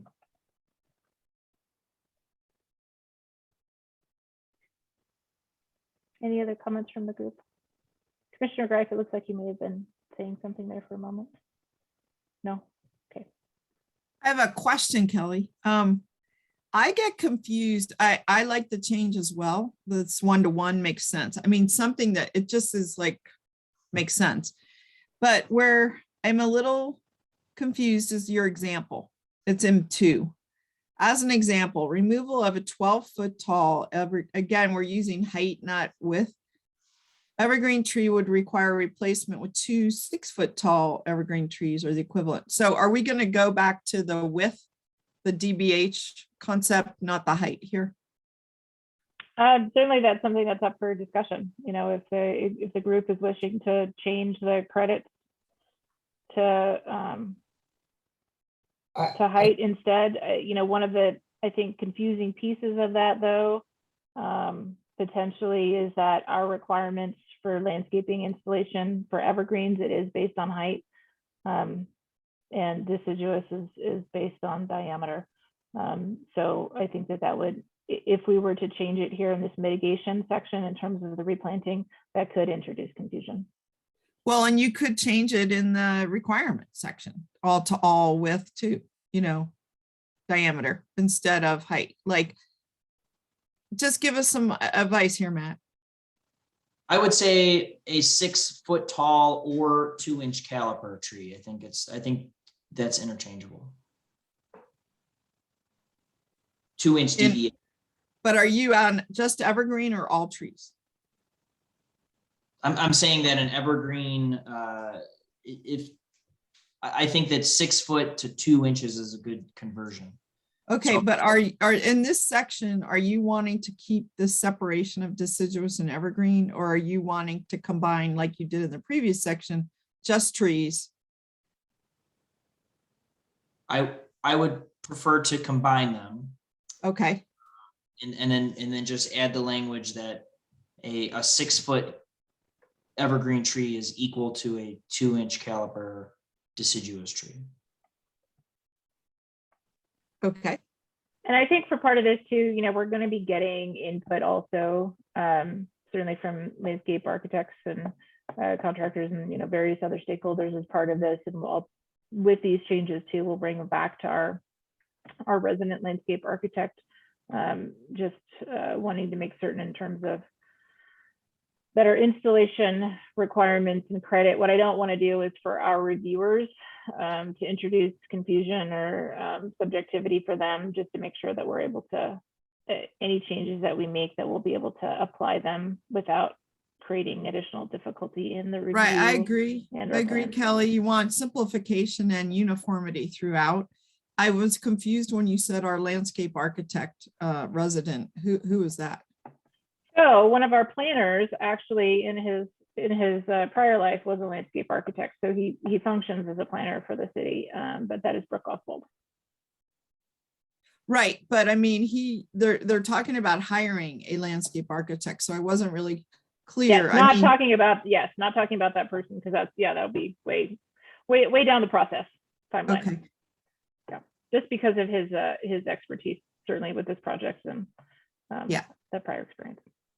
Right, but let's just be clear, a landscape architect covers a lot of fields. I mean, trees, plants, shrubs, flowers, whatever. Matt's expertise is in trees. And so, you know, I think when it comes to trees, we kind of got to lean on him a bit, you know, in terms of more specific versus more general. So, you know, and the other, I mean, like the public, people that work in landscape architecture or urban forestry, you know, we've got to get this to where it's simple for our staff to implement. And again, we don't want to put our landscape architect in the awkward position of having to make all kinds of decisions and judgments either, right? I think that's one of your goals. Yes, 100%. And let me just make sure, Matt, did I hear you right in terms of that recommendation for combining subsection 1 and subsection 2? Yes, I was suggesting that we combine them to just trees in general, and then just specify that in the case of an evergreen tree, a 6-foot evergreen tree is interchangeable with a 2-inch. And you're talking about specifically for the installation? Yes. Not for the That's correct, yes. calculating penalty or mitigation requirement. Yep. And then what is this? Replacement trees shall have a minimum height of 6 feet. Is that it's highlighted? What does that mean? I mean, is it supposed to stay in, come out, or be changed? That was part of the new code base or new staff code recommendation based on the requirement that are in our landscaping code that new evergreen trees that go in need to be a minimum height of 6 feet. So it's making that clear. The highlight those, I believe, that's just a sentence that Chair Albright had selected when she made the comment that is noted as AC8. So that's why it's showing up as highlighted. Okay, can we revisit this minimum height for replacement trees? This is really small and oftentimes really tall trees are removed, meaning the replacement time frame is 10 years. I also think there should be a reference to the type of tree removed. If the tree is highly desirable species or extremely beautiful in conformation, its removal shall have a greater impact than a less desirable species that hasn't been cared for or is nearing end of its productive life. So she's, I think, saying this is too much of a simplification, maybe. Chair, do we still have you here? Oh, yeah, no, I'm here. I completely concur. That's exactly what I'm saying, is that the way that it's worded or how it's presented ignores the value in larger specimen species. You know, like when Matt said that they're thinking about putting a parking lot where those sequoias are at Moana Pool, I mean, my heart just sank. You know, I mean, those are the kinds of things that we want to do, is have language that encourages a redesign in order to protect those types of trees. We are designing is easy. can to save those sequoias. I don't want to get off topic, but I want to make sure that you guys know we're doing our best to save those trees. That's awesome, Jamie. Yeah, I know. So we're living the dream here. I We're was leading just- by example. Right. And I was just saying there, just like Councilwoman Dorr said, that it just seems a little bit too simplified. And there's other language that could be crafted to encourage, better implementation of the code. Kelly, maybe one way to deal with this is, since you're combining 1 and 2 and just talking about trees in general, maybe there's a second thing that explains what we're looking for in terms of, I'm not sure this term replacement trees, but I think that means replacement. I guess I'm not really sure, to something you cut down or installed. The replacement tree is referring to the trees that must be planted if you remove one tree and you're required to replace it with, say, 2 trees. Those are the replacement trees. That's what it's referring to. Okay, so maybe we also should be using this term mitigation, which is a very common term, somewhere in here. Maybe the title of this new paragraph could be mitigation. And then you could start in and explain replacement trees shall do this. They shall be like kind, we prefer this over that. Whatever guidance we can give folks that helps them make better decisions. And I would prefer not to get into too much detail. She's already written some stuff. Maybe you and Matt could talk about and come back with, this guidance, call it, about replacement mitigation trees, If I could, I think the reason we stuck with using a diameter inch methodology here was, because we looked at applying the appraised value to private trees, and I don't think it makes sense to do the appraised value, and for every single tree on private property. And I think that we try to simplify it into diameter inches and make it more, translatable into, from a planning perspective, of make it easier to come up with how much we need to, the planner needs to, how many trees they need to replace, and what the credits are for preserving the tree, and also making sure that that our penalties for the removal aren't too exorbitant. We looked at saying, like, okay, what if it was 50% of the appraised value, or, different stuff like that. And I think that it just doesn't really quantify what we're trying to get at. And I do agree that we are, there are certain cases where you have a really beautiful tree that might count the same as a not so beautiful tree, or a tree that's, reaching the end of its lifespan. There are those cases, but I think that in this case, it makes sense to have this clarity. And,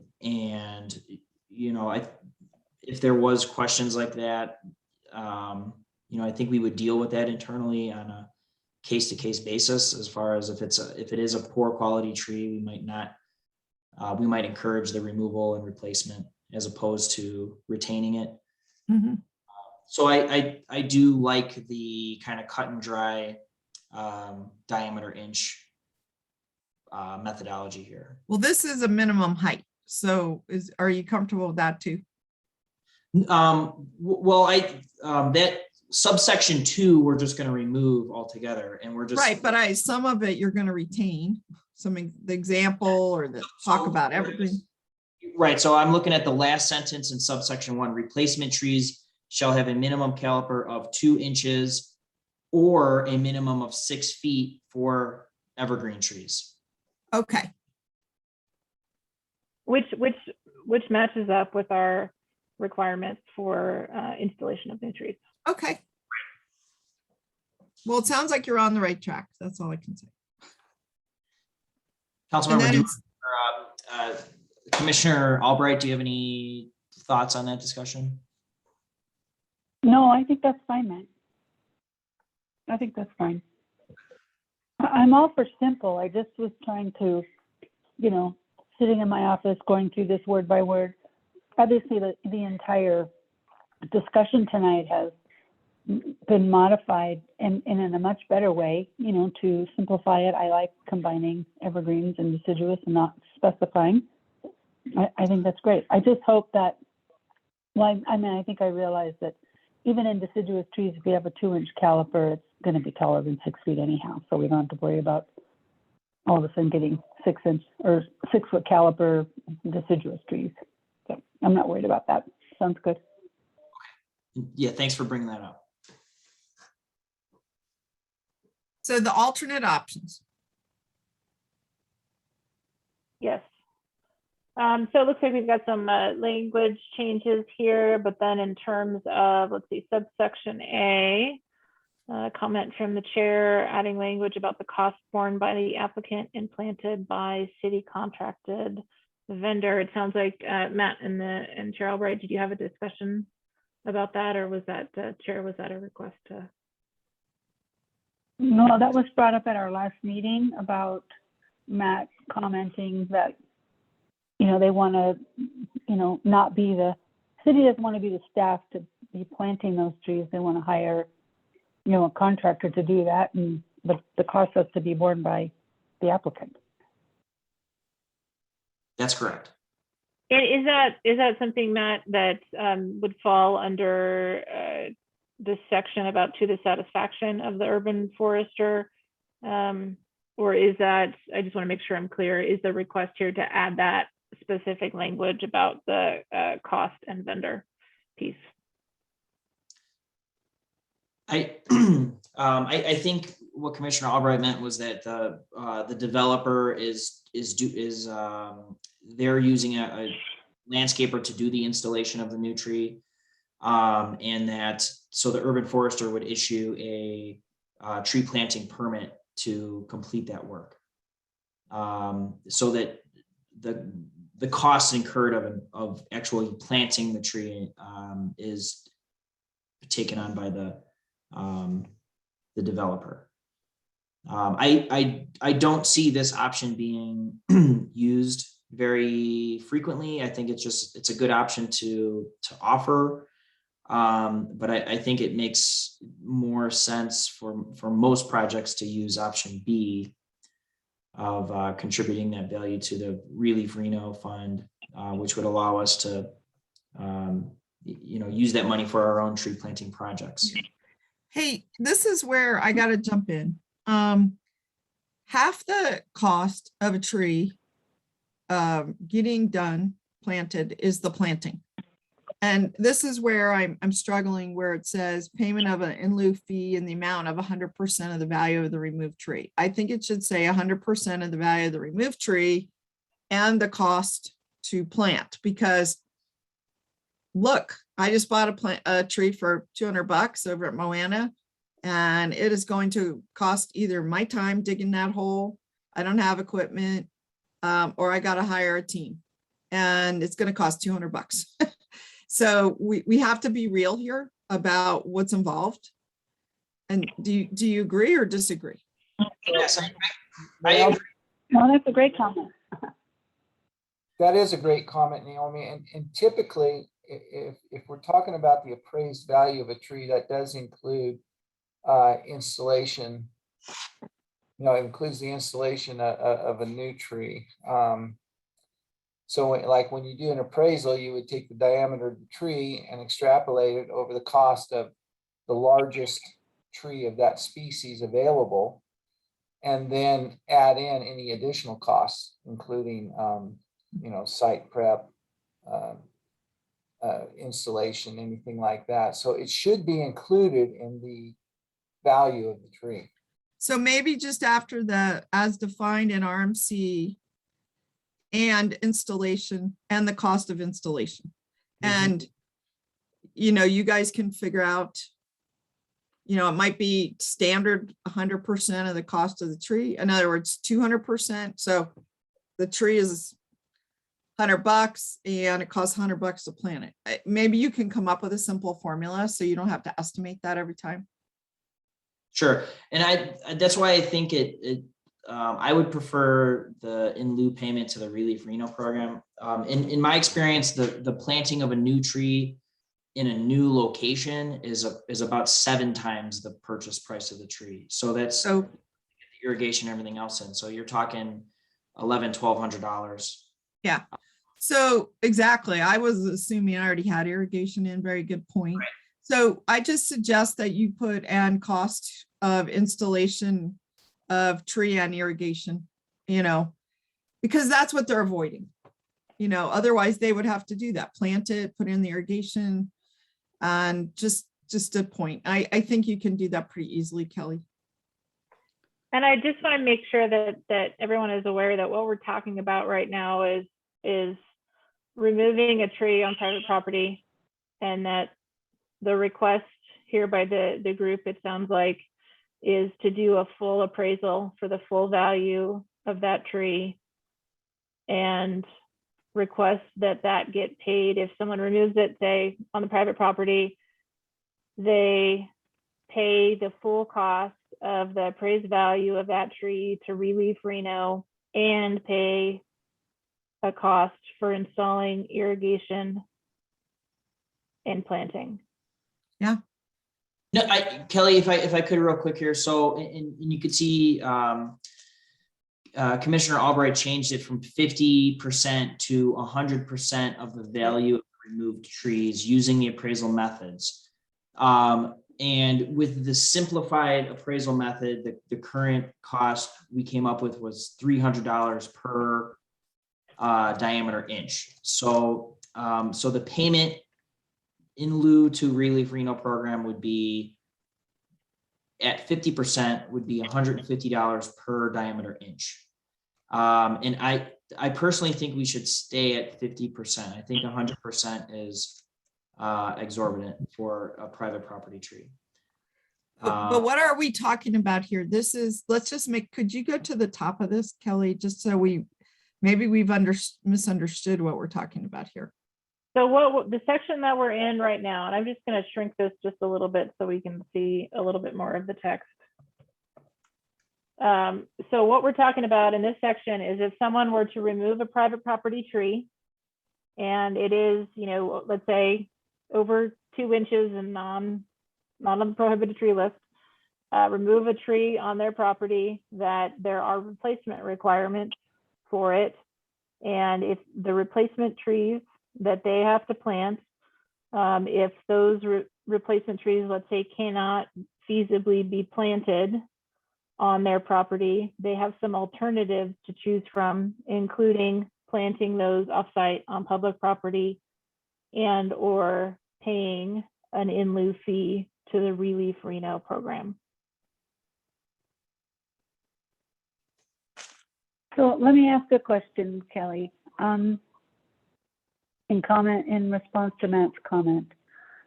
First of all, because it's there, we can discuss removing the alternative option of planting it themselves or some other way, but we could make it the only option is to pay an in lieu fee to the Relief Reno program.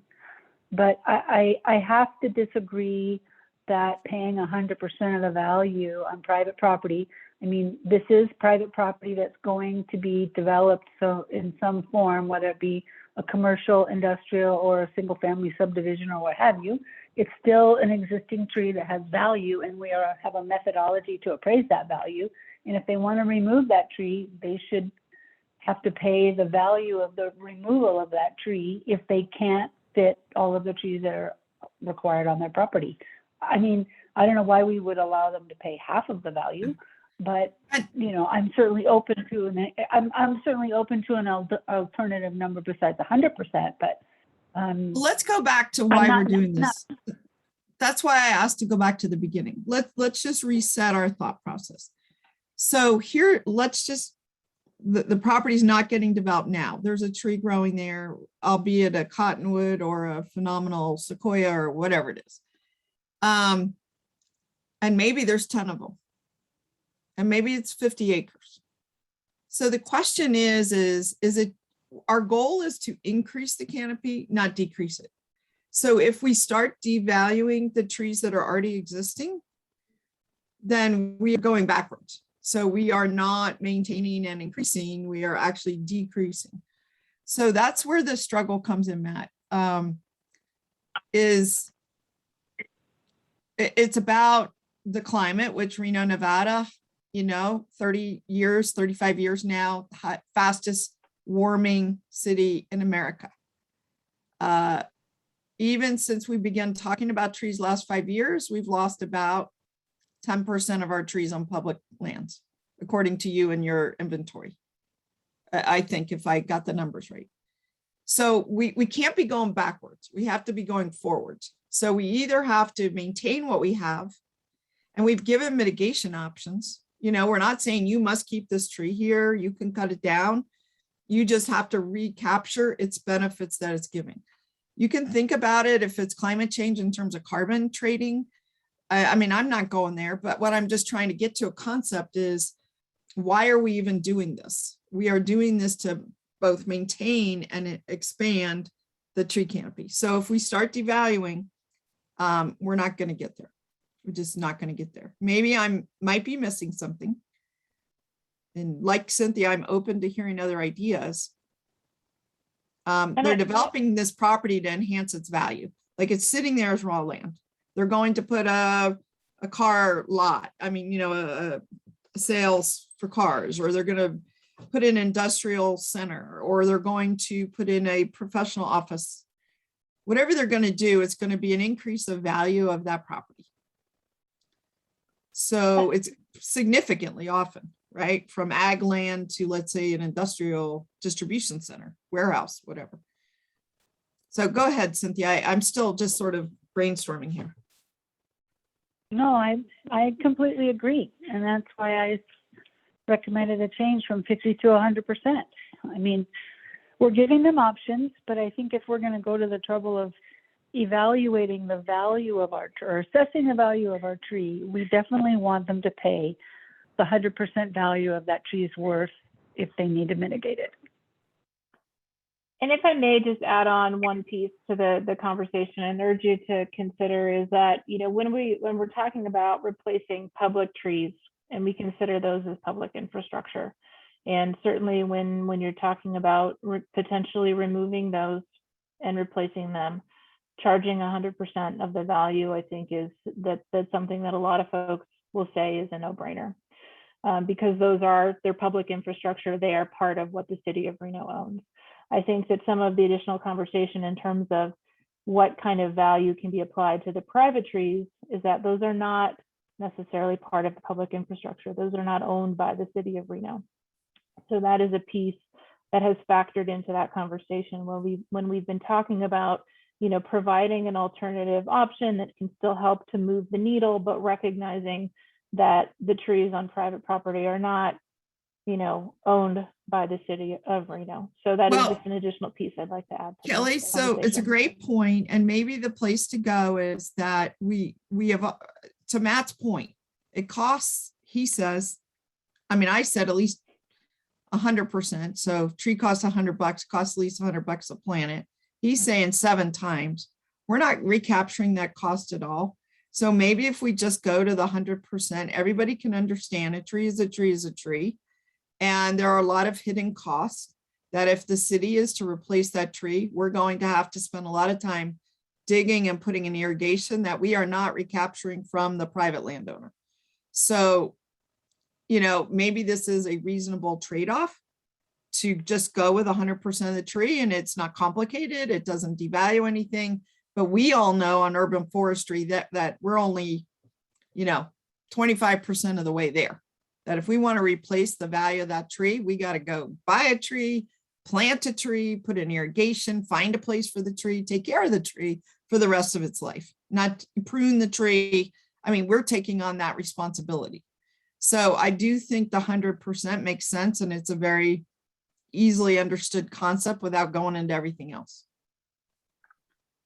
So, Councilmember Dewar. Yes, please. Based on your what you just said, yeah. Would you think about changing it from 100% of the value of the removed trees to replacement of the diameter inches of trees? So, so basically, they would pay the cost to replace those trees in the landscape, you're saying a tree for a tree. So, so if we came up with a per 2-inch caliper replacement tree price, so say if it was $200 for a 2-inch tree, they would replace it at a rate of, so if they take out a 10-inch caliper tree, they would contribute to Relief Reno the amount of 5 2-inch caliper trees. You know, As a- Matt, But Matt, you know, not really you know as following. well as anybody. Right. 5 2-inch caliper trees is worth far less than 1 10-inch caliper tree. I know, I'm trying to be reasonable here, just because I think, look, if we're trying to get the full appraised value of trees from private property, I just don't see that working. I just think it's, and that's my opinion. If we want to pursue that, we can. My professional opinion is that I think that's Okay. too much. So Matt, I mean, an example is this for the whole team. A developer goes to develop a piece of property. It used to be that the property itself is open land. Every inch of that property is being used for water to sink in the ground. Okay, 100% of the property is not covered by any impervious. They're going to cover it with 80% impervious. They have to compensate for that runoff. They have to build extensive stormwater systems, channel it around their property, treat the water quality so that the quality leaving their property is treated through stormwater. They have to make sure they don't flood anybody downstream. In other words, they have to figure out how to manage that piece of property, that 20 acres, 50 acres, 100 acres, as if the building was not there. So I don't think it's a stretch to think about replacing the other values that property was providing. Do you see what I mean? Like the couple trees that might have been on that property were cleaning the air, X amount of thing, providing X amount of shade. All we're trying to do is keep that whole. And the loss of those trees at this time is significant to our community because we're growing so fast. These trees are treating the air quality. I mean, so on. So I think if you think about it in terms of other things that developers are required to do to maintain the value the land was providing before, like infiltration, stormwater treatment, stormwater detention or retention that happened on that property, they have to make it whole. They have to keep it whole. And I think we're just trying to apply the same principles. Do you understand? I mean, I would rather talk about this a little bit more offline, but I think you get what we're saying. We're not trying to ask them to make it more productive. We're trying to say, let's not reduce its productivity. And what I'd like to do now, just in the interest of time, I know we're 20 minutes out from meeting end time. What we'll do is we'll note down that preference because this is a pretty significant policy standard change, doing from the initial draft, changing it from 50% to 100%. I'd like to do what we did previously, just get an idea if there is consensus from the commission on this particular change. And if we could just do a quick roll call on that. And I'm just gonna run through that quickly. I'll start with the top left, Commissioner Gray. Oh, 100%. All right, Commissioner Ledden. 100%. Commissioner Barr.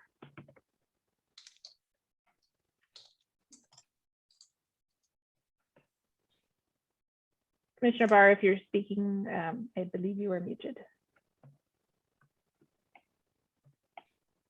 Commissioner Barr, you are muted.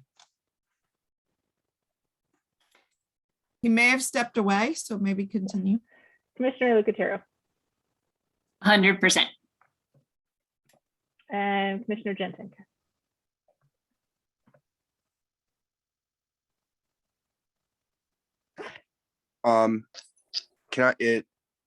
Let's do 100% as well. Yeah. All right, and Commissioner Albright, you had written it, so I'm gonna assume unless you say otherwise, you were 100% also. Thumbs up over here. All right, Commissioner Higgins.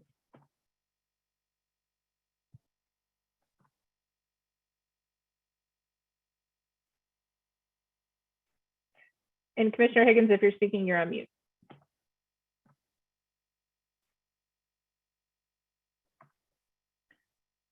All right, so we may have, she may have stepped away as well, just double checking. Commissioner Barr, are you there?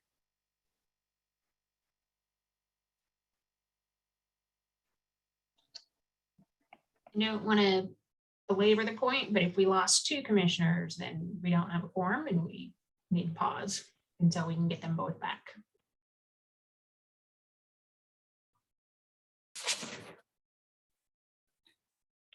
What's our quorum number? Is it 6? 5. Oh, I no. think we had Commissioner Grice, Ludden, Lucatero, Gentink, Albright. So like, are we? We should be okay then. Okay.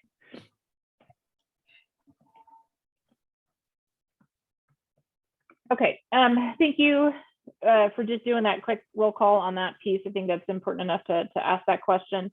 And I'm going to move on to the next section.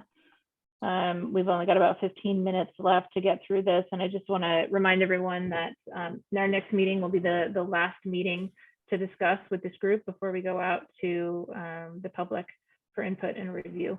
Kelly, a so- question on that. I mean, what this group asked, and I heard them ask it numerous times, was that they see the draft that incorporates their changes so they can vote on it, give you the head nod before it goes out. So when are you planning to incorporate those changes? So that for Title 8, that was sent out to their group previously, and we were going to ask that question at the next meeting. I did ask also if anyone believed that comments had not been accurately captured to email me as soon as possible. I have heard from one commissioner that it did accurately reflect the conversation, so that's good. And in terms of Title 18, the only comments that we did receive were from Commissioner Albright. Did not receive comments, edits, requests for changes from any of our other commission members. So at this time, we wanted to run through Commissioner Albright's comments with a group. Yeah, no, all I was asking was, are you going, we're discussing too, and we're changing some of what she said. So Sure. all I'm saying, at some point, you're going to compile this so that there's a draft with the total changes in it. And, this group wanted to comment on that, and maybe that'll be at the end of the next meeting. I don't know. So certainly what we can get through today, that'll be the goal, to be able to incorporate some of those changes for this group. What we may need to do is simply include the comments as written from Commissioner Albright as part of what goes out to the community as well. So, Okay.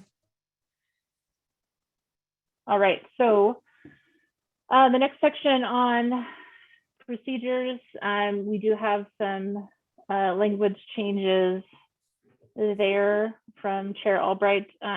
Chair, would you mind walking through intent of those, and we'll ask the group if there are any comments or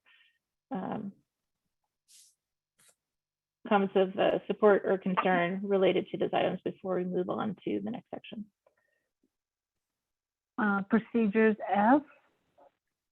Is that what you're asking me, Kelly? F and G? Please. Okay. So I think I was just cleaning up the language generally to make it clearer. And then on G, just saying that trees, I think what we've discussed before as a commission is that we want to have tree removal be accompanied with a removal permit. And I mean, it's that simple.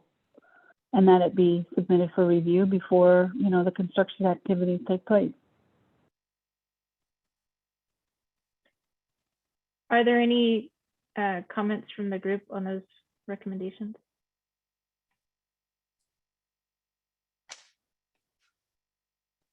Okay, not seeing any, so we'll move on to subsection H, which is the tree. sorry, did somebody Sorry. indicate?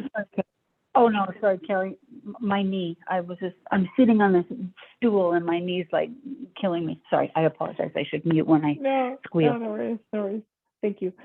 So next section is the tree protection plan and just some minor language recommendation change from the chair on that.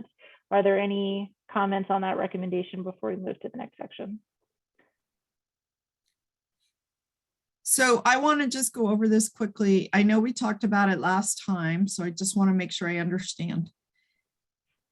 Are we intentionally changing today's world?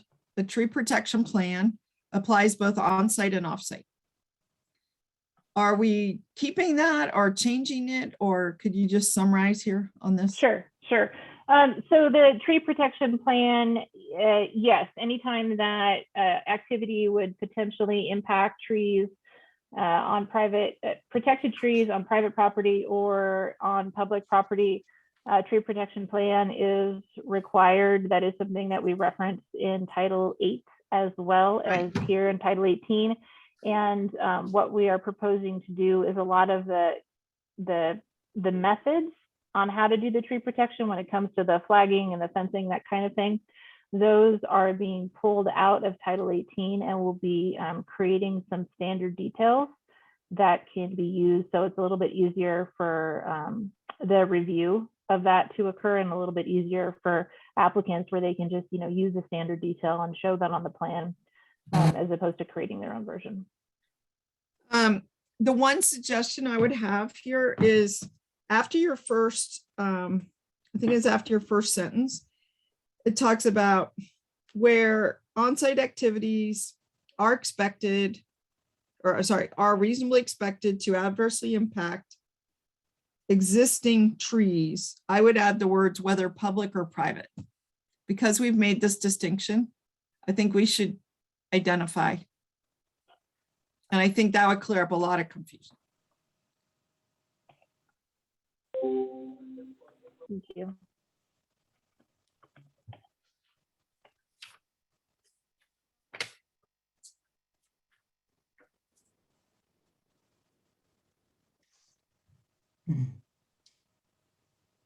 I have a comment when, Did we just lose it? We're still good. What's that, Kelly? Matt? yes, I think we lost Can Gary. you guys hear me? Hey, I think we Yep, lost we can hear Gary. you, Jamie. we lost Kelly. Gary. I think we Oh. lost Gary and then Kelly might be frozen. So we may have lost her temporarily. Because her, at least on my computer, her face is not moving and I definitely don't see Gary. I'm gonna text Kelly real quick and see if she's stuck. Okay.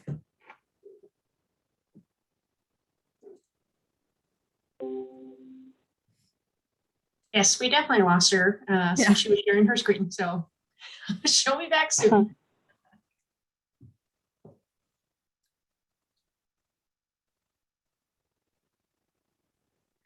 We still have, 6 commissioners and all, but Yeah, the challenge is it's her screen. Yeah. You could probably. no, I'm just doing a check, a quorum. Okay, yeah. Yeah, we did. I don't know what happened to Gary. Let's see. I see the chat box. Matt, is your office really high traffic today? Why is that? You've got the emergency vest on. Oh, I was at a bunch of construction sites today. trying to preserve trees. This might be a chance. I mean, let me ask. I heard Kelly talk about an 8 o'clock. This isn't a day that you had to dash off, Cynthia, right? Nope, not today. Yeah, Okay. it would be great if the commissioners can stay on longer because I would love to get as far as we can through the Right. That's what I document. thought too. Yay. And guys, I'm back if you can hear me. Yes, we can hear you, Kelly. Sorry about that. I'm having to join through my phone. For some reason, I got disconnected. Would you just fill me in on did I miss any substantive No, items from We the didn't conversation? do anything Okay. while you We were gone, waited. Kelly. We wouldn't dare. That's all right. Okay, so the We're not last note, capable. The last note that I had noted down before I got disconnected was adding Councilmember Dewar's comment at the end of the first sentence for tree protection plan, adding whether public or private. Yeah. Okay. Hey, I'm gonna just jump in real quick. We were talking about potentially trying to go longer than 8 so that we can get as far as we can. We lost Commissioner Gentic. I'm just gonna go with Gary because I just butchered his last name. And then Jason has mentioned he does have to leave at 8. So we're gonna be at a bare quorum, right? Does that still work for everyone if we keep trying to push through? Yeah. Okay, all right. Did we get Commissioner Barr and Commissioner Higgins back? Yes. Okay. Great. Kelly, do you need me to share my screen since you're joining through your phone? If you wouldn't mind. Okay.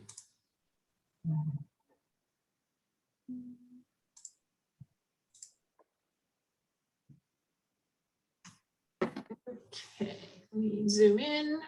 What was you guys were happy at 170 for percentage? That work? Yeah, Yes. 170 or 180, I think, depending. There you go. That looks even better than her 170. We will not be able to see Commissioner Albright's comments over there, so let me shrink it just a little. Does that work? And then I'll just scroll over. Yeah, it's helpful for me to be able to read what I wrote since I wrote it 2 weeks ago. And then Jamie, so this page that we're on is 4-8, I think is what it says in the bottom left, but it's subsection I, prohibited activities adjacent to trees. Yeah, just the next one there. There we go. Okay. Perfect. Okay, Yeah. and go ahead. This black stuff is already there. Yes. Correct. Yes, there were no staff changes to this particular section. And then I'm just looking at Chair Albright's comments. Chair, did you want to, looks like we got Commissioner Gentic back. Chair Albright, did you want to speak through your comments? Can I see it? Because I can't see it right now. There we go.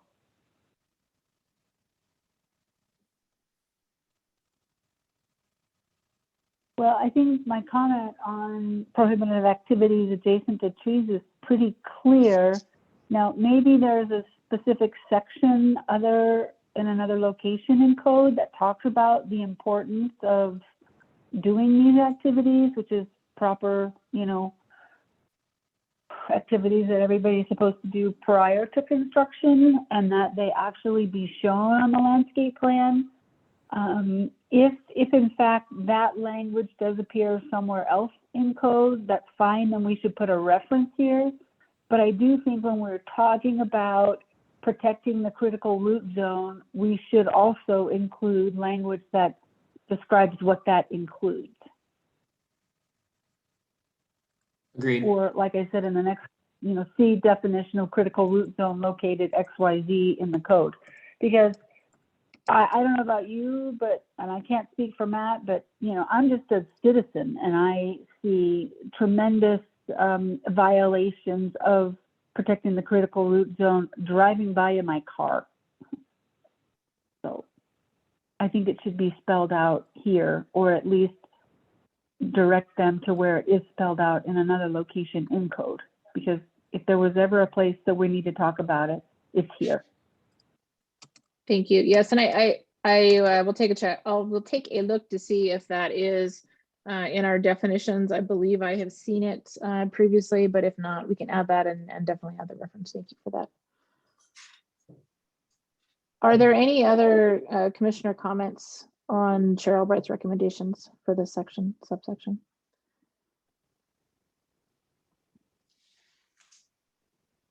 Hey, Kelly, if I think I kind of, when your computer kind of quit out there, but I just wanted to add previous to that where we were talking about creating a mitigation plan. I was thinking about adding some language to say at the urban forester's discretion, a tree protection plan may be developed by the urban forester and can take the place of a tree protection design when when a tree owner has a hardship or is unable to provide a tree protection plan. Matt, would you mind sending me that language? Yes, so you know what, I made comments on, I'll send you the one that I made comments on the forum. Sorry, I Perfect, didn't- thank you. and I don't know if anyone has thoughts on that, just based on my experience. A lot of developers have a hard time getting an arborist to do a plan in Reno, just because most arborists here don't have much experience doing it.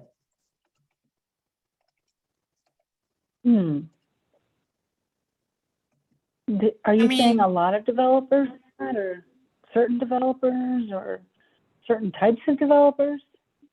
A lot of the arborists that get called to do them, they struggle with making a plan because they're used to just trimming trees all the time, so they don't really understand how to do it. So This is sort of a new area of practice for them.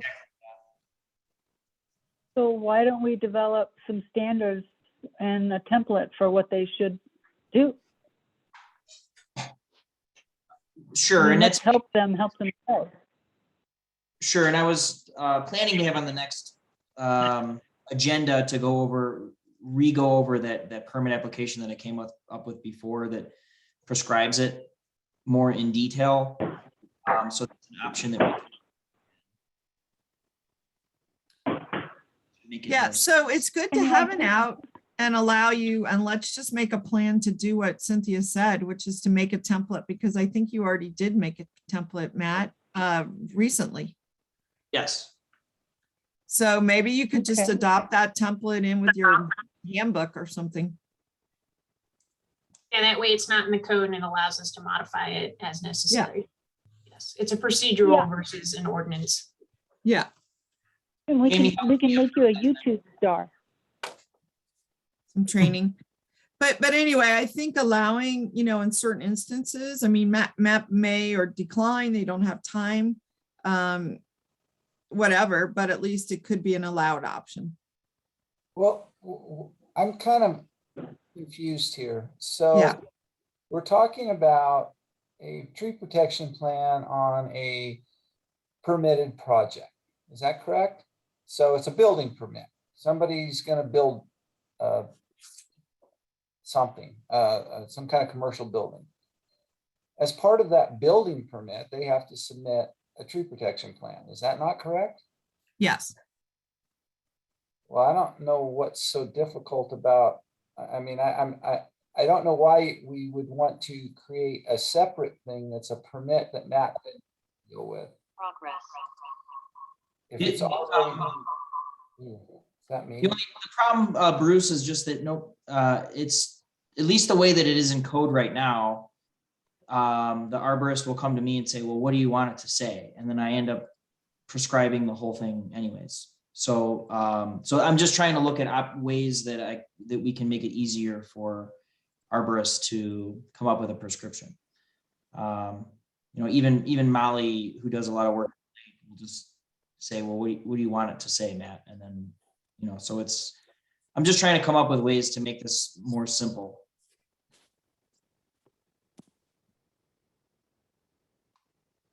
So what do they do now? I mean, I guess that's where I'm trying to understand. When a building permit goes in now and there's a requirement for a tree protection plan, what are they putting in there now? They generally don't. I only seem to get tree preservation plans if it's a project that attention is brought to it usually by someone on the commission, and then they will get an arborist to create a plan. And it's usually, well, that's a problem. right. So that's why I think it's, we're trying to, the goal here is to make this very clear and easy for everybody to do. Because for some reason right now it doesn't Well, it doesn't sound like the building department is enforcing the code. If they're approving projects without a tree protection plan. And that's part of the procedural problem that we are working to correct in the future. Like we're trying to figure out, do we need to hire more staff or do we just ensure that Parks is inserted a lot sooner in the process? Yeah, and I think it's great. If Matt has an idea of the type of tree protection plan he would like to see in these building permits, but I mean, to me, the bigger problem here is not so much the simplifying of the plan, that shouldn't be that big of a hurdle. But if it's not being enforced, that is a problem. And that's something that we need to address with the building department, I think. And just to tag on to that, echoing what Jamie had mentioned, that an enormous part of this project is going, doing the things behind the scenes, procedurally, process-wise, looking at permitting, looking at better coordination between departments, looking at making sure that what is included on the plans that are submitted, that they meet specs, and that what is approved on the plan is actually installed in the field. And a significant component of that is a parallel request that will be made to council with this code amendment to authorize an additional staff member who can focus on landscaping, reviewing landscaping plans and conducting inspections in the field. Just recognizing that, even if we didn't change anything else in the code, that enhancement would really help in terms of just enforcing existing adopted codes and would make a huge difference. And I will just say, this is throughout. I mean, I feel a sea change is happening at the city.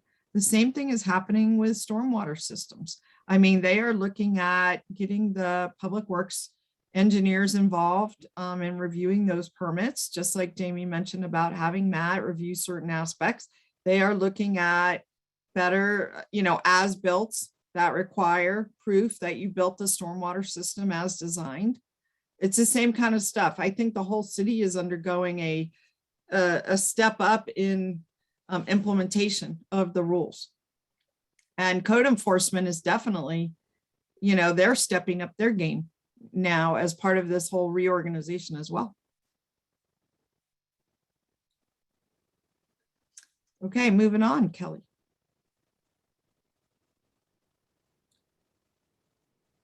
I guess, Jamie, we need you to move the page.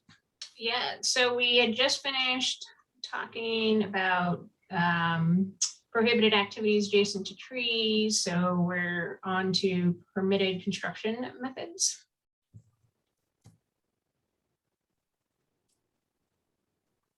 Tell us your question on grade changes, Cynthia. I just didn't understand. Yeah, I didn't understand the label. I just found that subsection 2 was a little bit confusing to me. The way it's worded, what it says, how it's written, all that stuff. And maybe it was just because, knowing me, it was probably late at night, but if it makes sense to everybody else, then we can move on. But I just thought it was unclear. I agree that it's unclear and it's already existing language, right? Because it's in black. It's very complicated about if more than 25% is disturbed by tree, the applicant may be required to prune or, all of this stuff. I mean, what are we really getting at here, Matt? Is there a way to simplify this? Really trying to accomplish so that I can help you rewrite it in a way that makes it clearer. I was looking at this earlier, and I was thinking that we should actually just remove that whole sub item. Yeah, I think so too. That's fine. Because you're getting at root pruning below. Right. The section below number 4. And that's a lot of it's about the root zone. Well, I think what they're trying to get at here is something that can be an issue.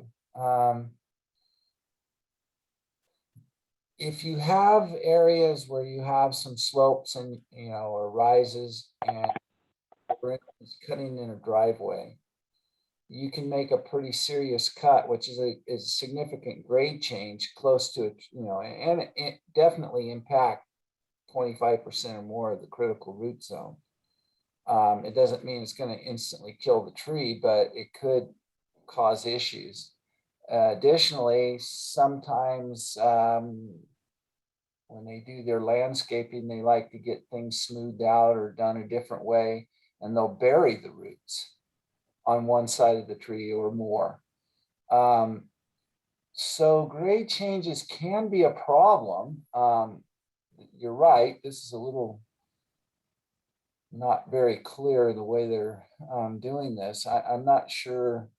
Bruce, if I could interject, I was thinking the reason I thought we should just remove that paragraph is that if there was a proposed grade change, I would like to see that proposed by the arborist through the tree preservation plan. Okay, I agree. I think that you're right there. Yeah, just to put a blanket grade change, blah, blah, blah, and there's probably, it's too confusing and too difficult. I think, like you're right, anytime they impact the root zone, they need to have it approved. So that's probably a better way to deal with that. Maybe you could just add some languages in the root pruning and just, be more clear when root pruning is required. If you can, but maybe the better way, as Bruce said, is just, and you said, Matt, is just to deal with it in the tree protection plan. I think so, because I don't think root pruning and grade change don't necessarily go together. I mean, it's almost like putting grade change into something, then it's talking about trenching. Well, yeah, I got you. That's two different things, actually. So yeah, you're right, Matt.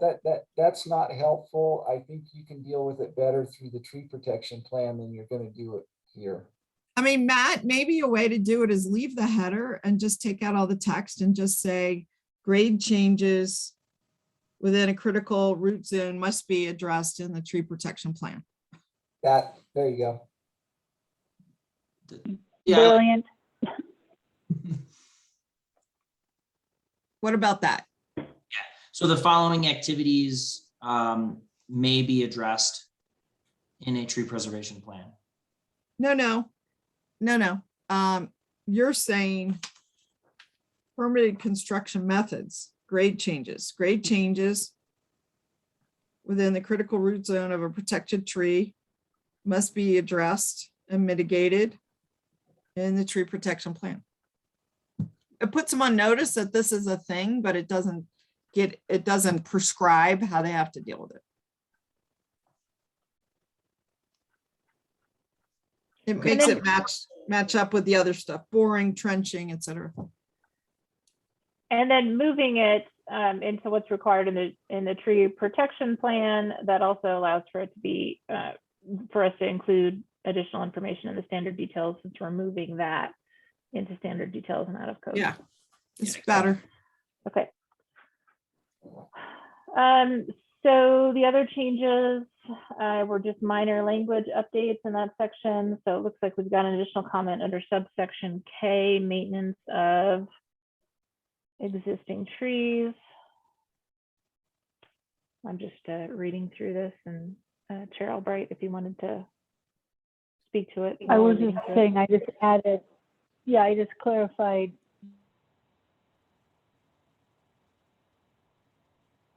Interesting. That looks fine. I can't read my entire comment, but.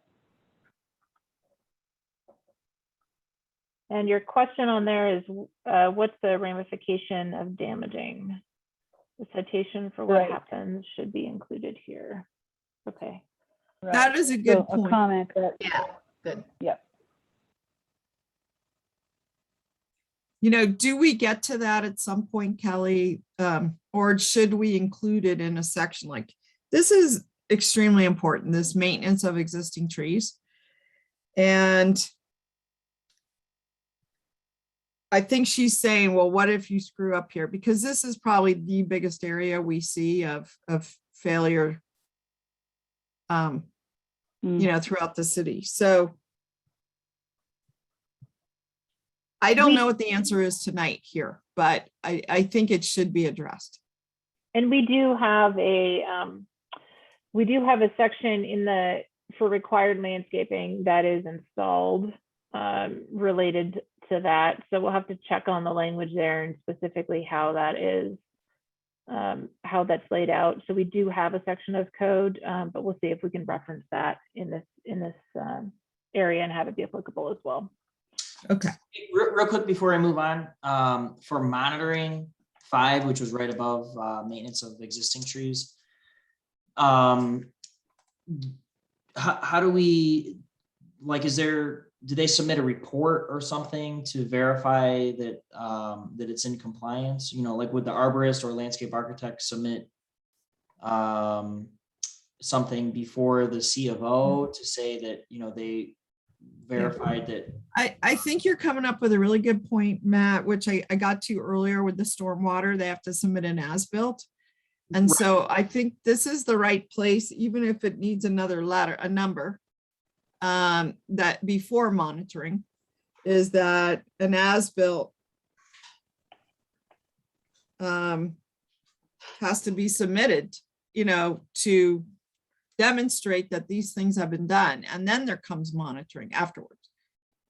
So a lot of. Hey, Matt, wouldn't this be laid out in your kind of design of the tree protection? You could include, okay, this is what's required. You got to protect the drip line. You got to do this, you got to do that. And the monitoring has to be done by a qualified person and reports need to be submitted. However often or on whatever frequency that you think they should be. Sure. So basically leave the language as it is and then address it. Yeah, in your tree preservation plan. Yeah. That's reasonable. But also, Well, historically, go ahead. Excuse me. I was just going to say, there is a requirement in code that the landscape architect who designed the plans has to submit a letter that says that the construction was installed per plan, and that person has to stamp it. The problem is the city doesn't require the landscape architect to do that, even though it's already in code. Yeah. Right, but it sounds like things are changing now, Cynthia, and I would just. I guess Go ahead. I was just going to say, maybe we just put the same language that it appears somewhere else in code and put it in this section too, because that addresses. Yeah, that addresses the task between root pruning and monitoring. Correct. Right. Yes. Yeah, And we're I'm not saying not- I invent didn't mean to something say- new. We're saying put it in a good place where people will see it and understand what they need to do. Right, and I understand that the policy or the intent and the actions by city staff are changing, which is great.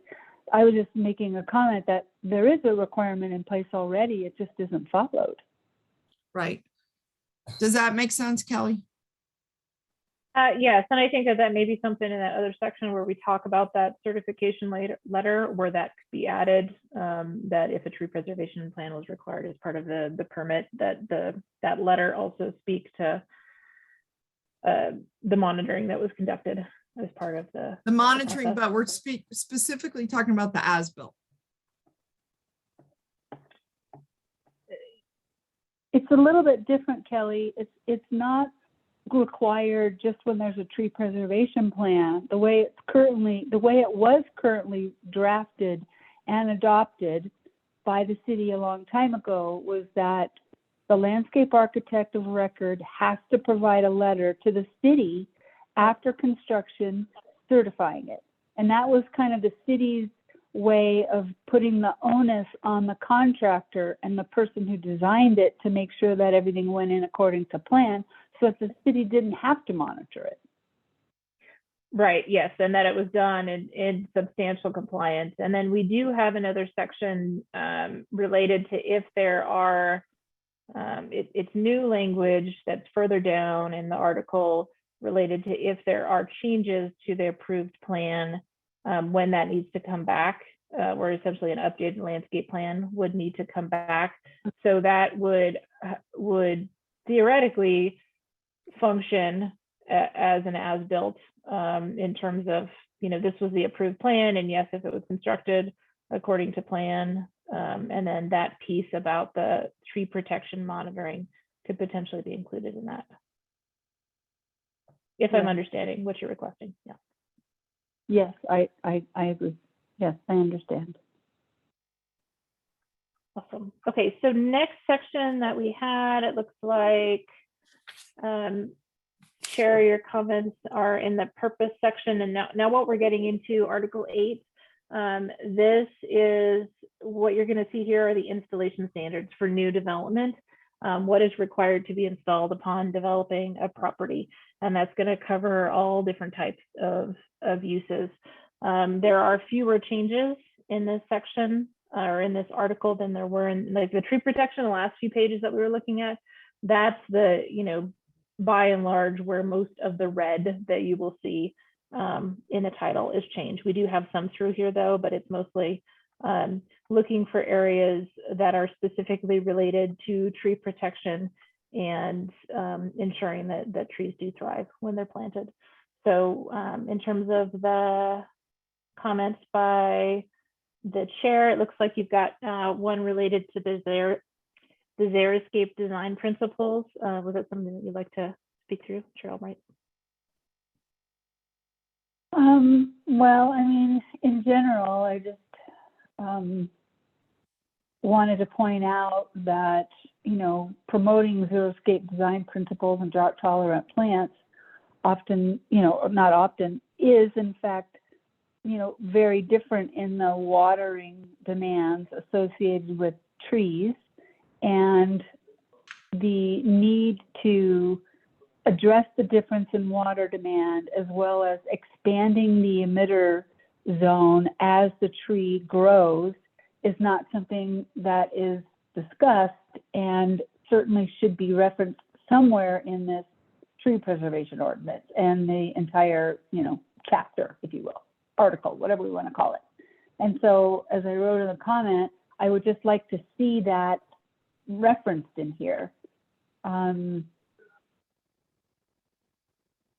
Acknowledgement that these kinds of maintenance activities are expected of the property owner as time goes by and the trees and the plants get larger, because it just doesn't seem to happen.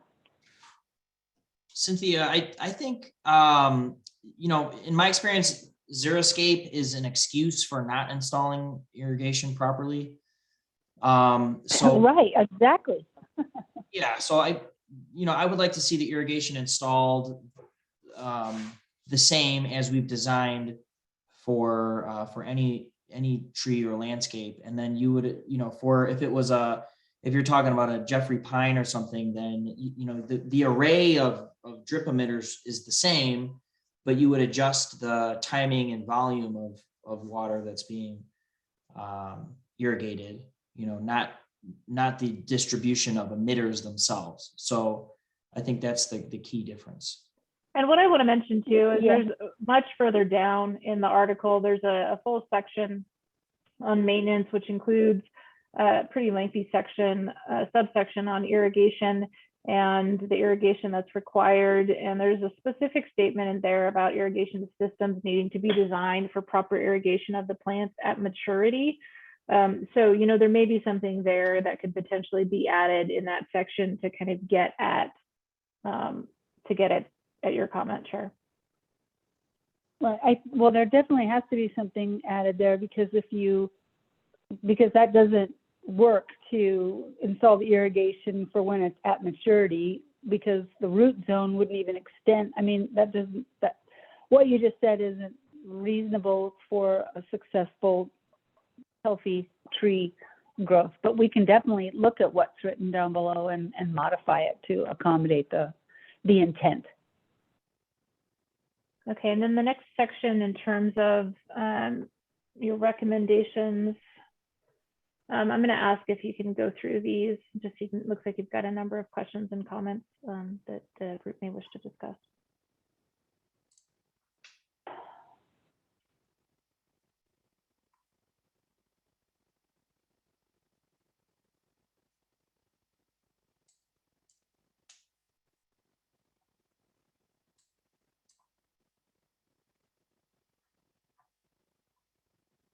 And I can provide a little bit of context here in this particular section. It's related to when there is an expansion of an existing use that may be considered non-conforming in terms of it not currently meeting landscape code standards. So it could be that it was, the original project was developed several years ago or decades ago, and there's been changes in the code since that time where they may be considered still legal non-conforming. It speaks to the question of at what point, how much development has to occur before that site needs to be brought up into conformance with our current landscaping requirements. So that will speak to things like the percent of the site that is covered with landscaping, amount of trees, where they're located, that kind of thing. And so this particular subsection talks about, or it provides the thresholds over which a new project or expansion of an existing use would need to bring the landscaping into conformance. Yes, and my comments, I think, are very clear about this language. And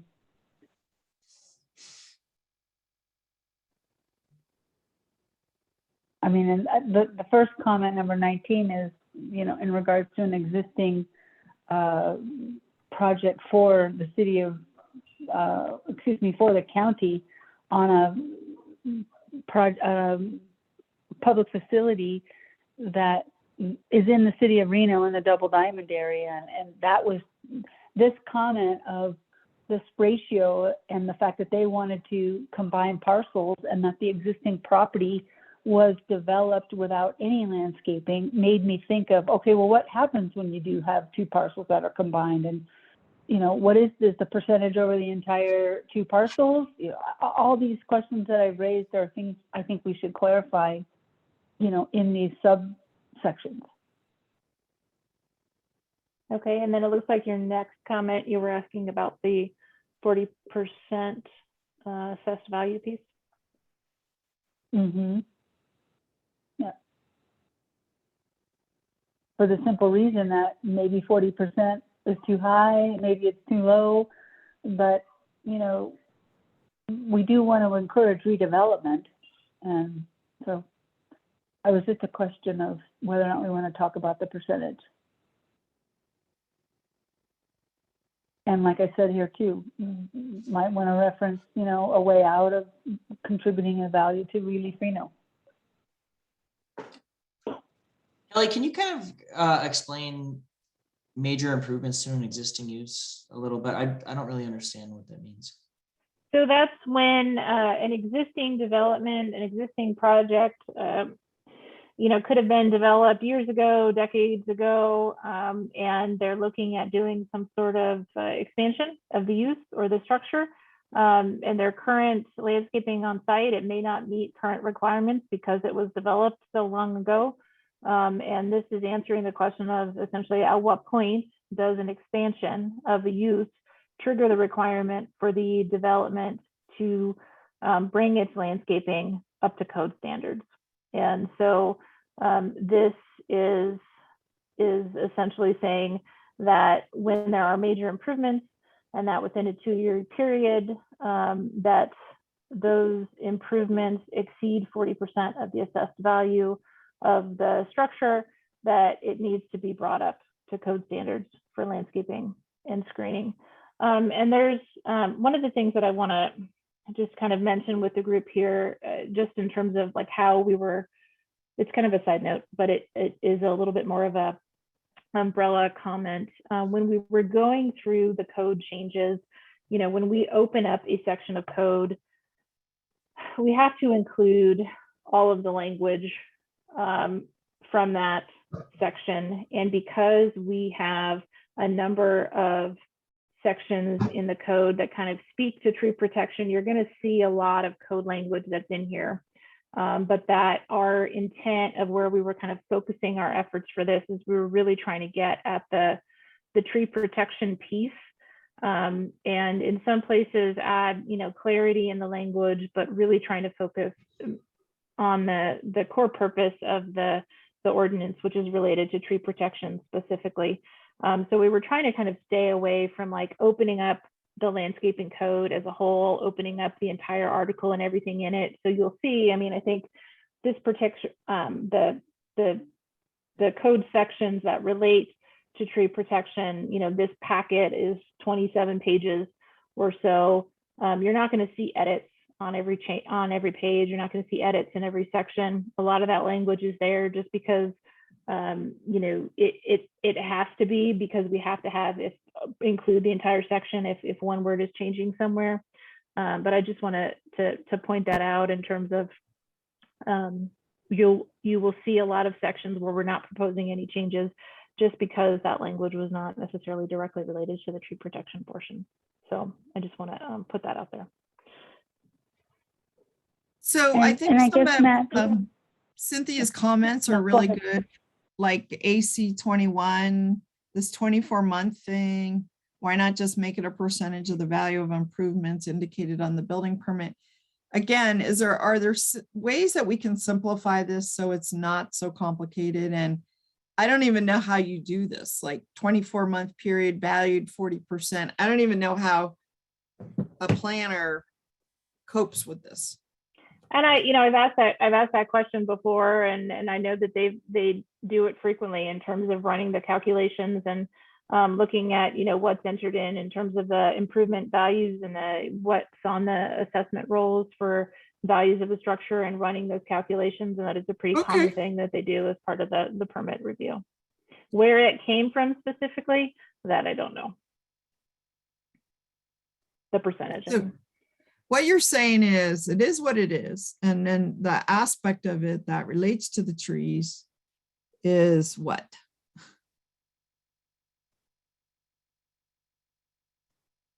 I think Cynthia makes good comments about the parking areas, but are there things we need to change in just the number 2 that relate to trees?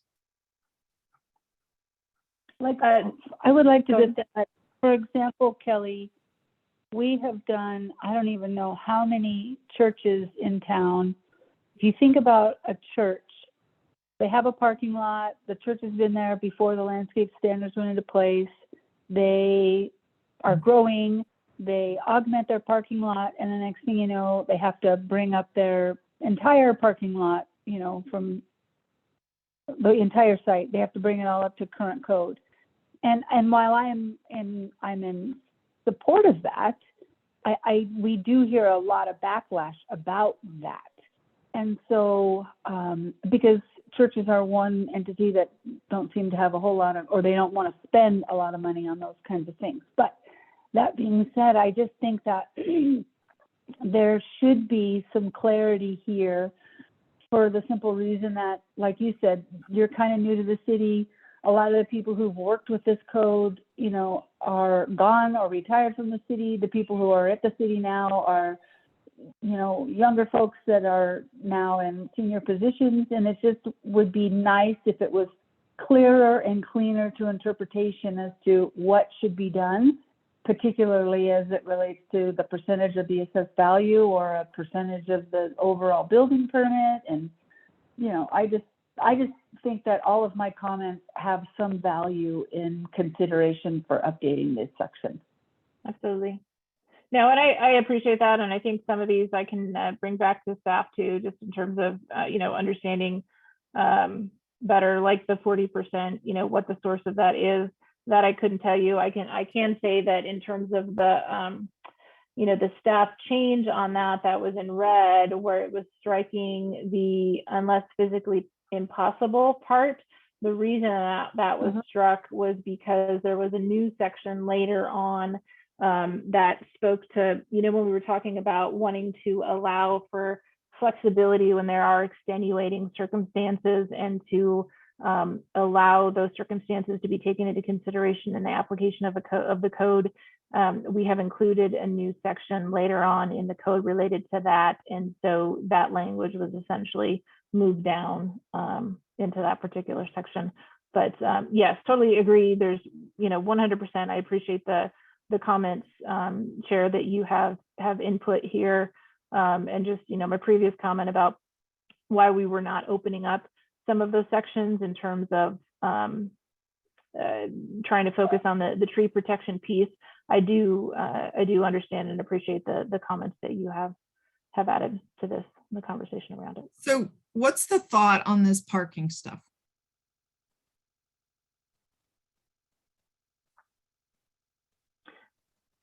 I'm sorry, are you talking about Chair Albright's comment AC? Yeah, 20, she's what it made looks like? comments that relate to trees on this parking. She says that the 5-foot minimum planter is too small.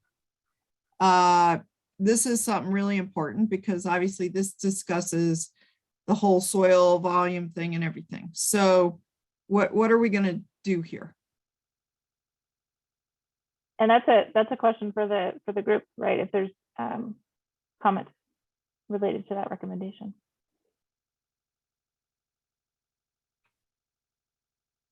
What do you mean repave? Do you mean just grind the top layer and repave it, or do you mean rebuilding of the parking lot? So like, I think that needs to be defined. And to me, I think I think we focus on soil volume per tree. Right. So I think paving, it says excluding top seal or restriping. So I think it's pretty clear. It's everything beyond a top seal or restriping. The parking area shall be brought into compliance with landscape and screening requirements. This is already in code for parking lots of this article. And who struck this out? Was that you, Cynthia? I did. Yeah. For parking lots of this article. And then we just leave it at that. And then we just talk about I think it would just say newly installed landscaping shall be in accordance with the guidelines or standards in the design manual. Because we've already addressed this whole soil volume thing in your design manual. Yeah. Would that make sense? Well, that's fine. Yes. I think that's fine. Kelly, does that make sense? So we will have, what I'll want to do is go back and look at this section that is specific to planting between a right-of-way and a parking lot and see if that lines up. There may be a possibility that's a different standard, but I don't know off the top of my head. But yes, the comment makes sense. Okay. I'll just say see I manual. mean, I think, yeah, and what we're getting at, Kelly, is that, in my case, I said, the planter area is too narrow because you can't grow canopy trees in 5 feet. But you can grow them if you have sufficient soil volume within that space. Although I would think we would want to discuss, larger planter areas in general. But yeah, I don't want to push my luck here, but you know how I feel. And we do have another section in the parking area portion of the landscaping code where we do talk about those planters in between parking spaces. And that's the piece that I think that you're referring to, because that does talk about the soil volume. Yeah. Yeah. All we're saying is that's when you're building one. This is when you're amending one. So they should just be consistent. Right? This is improving one. The other one is building one. Right, Kelly? I mean. Correct. Yes. And that's the piece where I'm going to want to go back and take a look at what those standards are and how they differ. Yeah. Okay. All right. Now we're starting to lose people. Bruce said he has to leave in 10 minutes. That would take us to about 8:45. Let's see if we can just crank out a few more of these sections.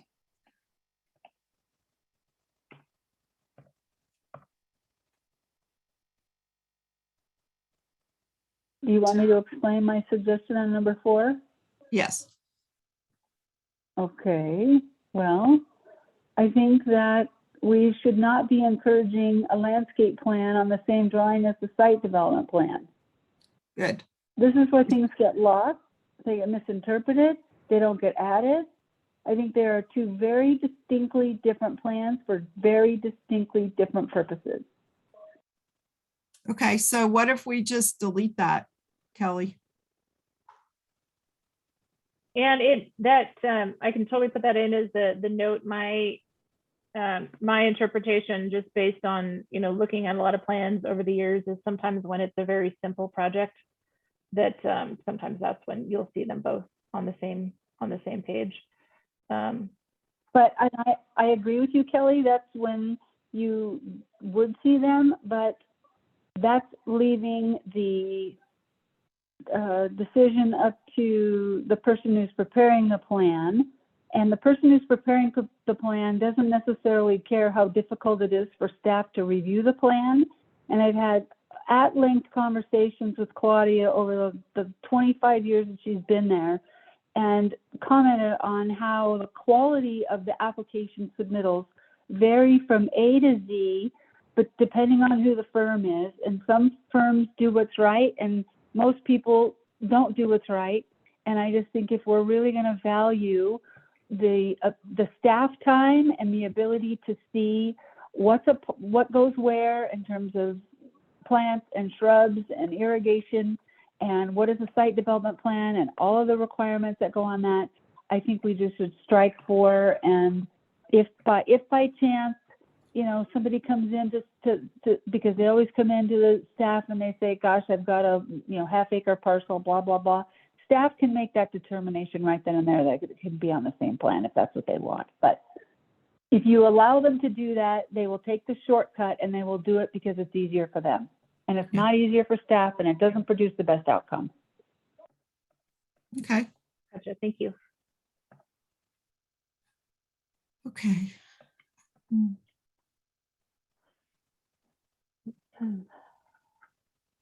So in this case, the red is who and the blue is who, Kelly? So Chair Albright, I believe that's still all that blue is language that you have added in. Is that correct? Correct. Okay. Yeah. So the red is original staff proposal language. So she added another section. Once approved, landscaping has been installed. A letter from the registered landscape architect of record on the plans. Shall submit, maybe shall submit a letter to the city of Reno stating that the landscaping was installed in accordance, it should say, with the plan, signed and stamped for the record. So that just puts it in its own number, very clear requirement.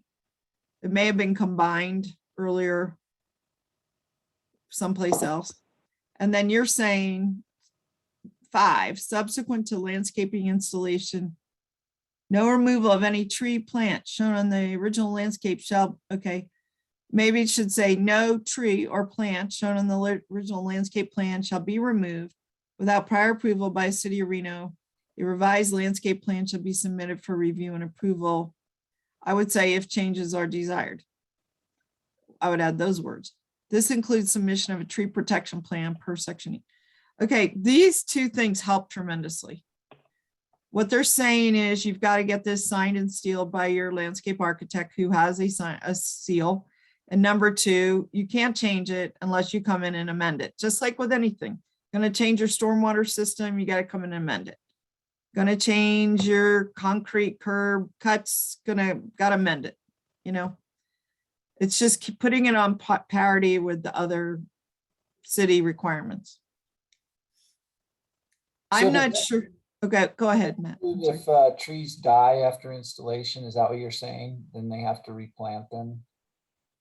I think that should be its own number, frankly, but there is a provision that speaks to that scenario later on in the article.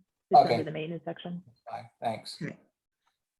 So I like those. I don't know about everybody else, but it makes sense. Could we, if for number 4, is there a way we could just add that City of Reno or Urban Forester, may inspect to verify? I think we have an inspection comment later in, excuse me, later on. I'm not sure the exact subsection, but if it makes sense to add that there, then that could potentially be added to that place too. Okay. Okay, exemptions, let's just go there for a minute. So this is exempt from a landscape plan. They make sense. This last one, Cynthia, tell us about this. Oh, striking number 4. Yeah. I just said that what it reads is there's just no way that the city can go back and determine if the applicant didn't harm the existing landscaping through construction activities. And again, requiring some sort of a confirmation that, it wasn't. Yeah. Okay, does everyone, just to help the group, does everyone agree with the strike of 4? Or anyone not agree? Maybe that's a better way to phrase it. Okay, I think we're at time. So it's 8:43. I know Bruce had to leave. What do you guys think about stopping here and picking it up in our next meeting? If I could real quick, just to finish up exemptions, I just had a comment about what about a large scale renovation to a to any structure, whether that's single family or whatnot, shouldn't they still need to have a landscape plan? So like in if they're converting it, That's not an exemption. that's what I'm saying. Right, that would, yeah. So it doesn't belong. You want them to be exempted? No, I'm just making sure that like if that wouldn't fall under number 3. No. Okay. No, I don't read 3 as Number exempting 2, them. interior remodeling. So let me ask, there's 6 commissioners. If Bruce leaves, there's 5. That's still quorum, if I understand from what Jamie said. I'm fine to continue. I'm just taking the temperature of the group. What's the thought? Anyone? Keep going or till 9? I'm willing, I'll go till 9, but I've been going since 7, so I need to kind of go after that. Do we want to keep rolling until we either end this section or 9, something like that? Yeah, I'm okay going to the end of section or 9. Here we There's a go. lot in this. Okay. So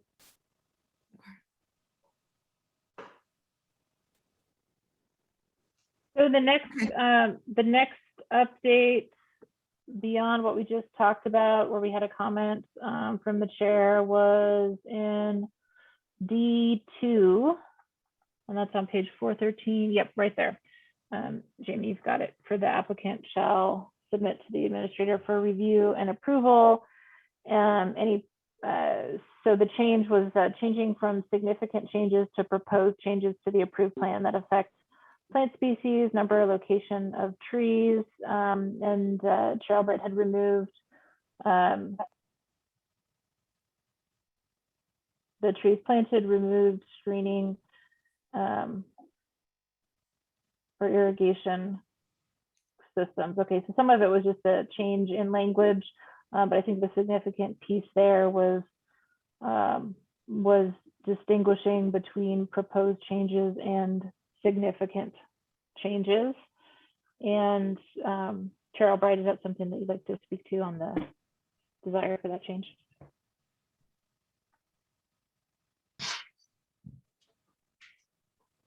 Cynthia, do you have anything to say here?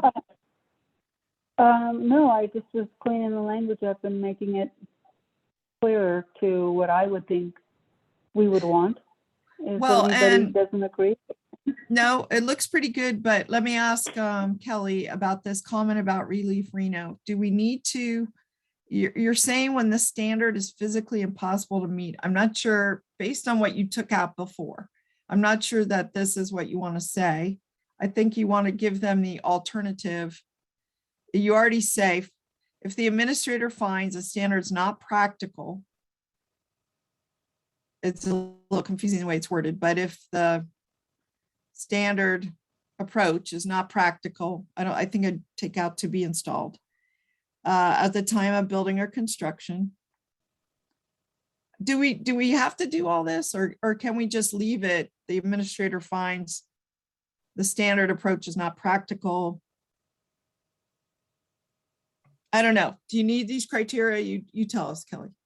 So the intent of those criteria was to provide some sort of guardrails in terms of reasons why those standards could be changed. So it's, I think it provides a little more certainty, not just for the applicant, but for also staff in doing the review, that it's under certain circumstances where it's appropriate to make those changes.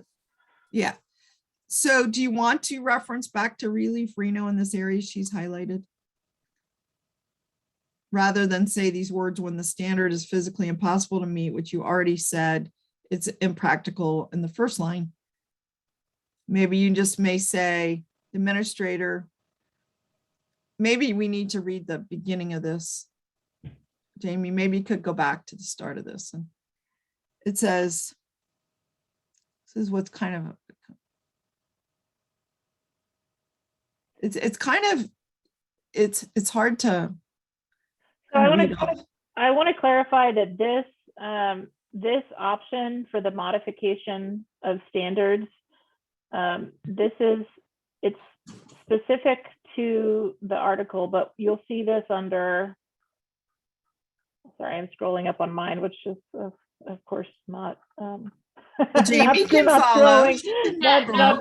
Kelly, you're more than welcome to share your screen again if that makes it easier for you to jump around. Okay, yes, I'll go ahead and do that. And if everybody can hang in there, we got 10 minutes max to go. Okay, so do you see the screen, the PDF? Okay, great. So this particular section on the modification of standards, it's for this article, which is in a separate article than what the tree protection standards were in. And so it would not necessarily be applicable to the those mitigation requirements. Now we could potentially update the language so that that is referenced here, but that was not the intent. So that's why I'm just responding to the comment about the Relief Reno payment. Okay. That it's not, this is not intended to modify the tree protection standards because that is in a different article. Okay. It seems like we could leave it. Do you want to go to the next section? E?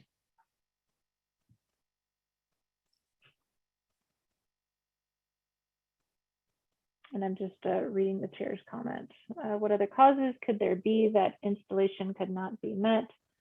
And is this language intended to suggest that if the mayor or who declares a drought, the installation can be postponed until the language isn't clear to me what the declaration of drought means as far as installation goes? Certainly a CFO is issued, but then what? Okay, so that is an existing language piece. Yes, in the event of a declared drought or during the winter season, there may be a possibility that, for whatever reason, that landscaping could not be installed. Where I have seen that most frequently certainly is in the winter season, when things are covered in snow and you can't reasonably install landscaping, that often a temporary CFO may be issued, and that would be conditional upon being able to install that landscaping later on. Same thing where, yes, if let's say we were in a drought and Tumwa is, restricts the amount of landscaping watering that we can be doing, that may be another reason for not, being able to reasonably install new landscaping at that time and make sure that it can survive. So generally speaking, from what I have seen, that those temp CFOs will be associated with some sort of an expiration period by which, the landscaping does need to be installed. And that the financial Okay. assurances piece is what helps to ensure that that does actually occur. Yep, usually there's exemptions in the watering hours to allow installation of new landscape. They usually have an exemption from watering hours, just FYI. I mean, most places, I don't know exactly what Tumwa has here, but everywhere I've worked before did. And, for or for other causes, just to answer your question, Chair, I think, that's something to potentially use your imagination on, what could happen if there's some sort of inability to be able to get trees of a certain size or landscaping materials, that need to meet code, that there may be some sort of issues with that, or there's a inability to be able to get, contractors based on the amount of work or the amount of resources that are out there, like lots of potential reasons that may cause a hang up in being able to install the landscaping in a timely manner. When there are extenuating circumstances like that, it just provides a mechanism to be able to address that and not necessarily unreasonably hold up a CFO. Okay. So how would we as the city collect that bond or financial assurance? That would be, I would say, the standard method that is used for collecting any kind of financial assurance, but generally that would need to be received prior to that issuance of the temporary or permanent CFO. Okay, and who is the administrator? Is that? The code identifies the administrator as the department director or designee. Of community or development services, or? Currently says community development, but yes, at some point we'll say development services. Okay, thank you. And let's just do this last one, inspection.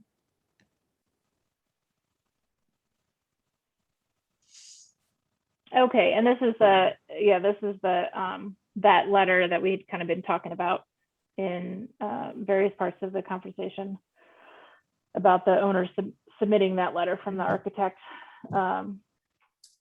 stating that it's in conformance with the approved plans. So this is good. And then it allows for the inspections. Right. And yes, thank you. That is the additional language that we added, understanding that we are probably going to be, or at least hopefully as part of this process, be able to hire somebody to take that on. Okay, right. I'd like to suggest we have done such yeoman work here today on Title 18. It's truly amazing. What I'd like to call it a day, if that's okay with the chair. And what would you suggest? I know we still have to take final public comment, but what would you suggest that we do prepare for next time, Kelly? Like I've marked this section. I just want to be prepared. Absolutely. So I would say just making sure that everyone's had an opportunity to read through the chair's comments. And, it would, I'm trying to think time-wise. So we're meeting next Thursday. And I think if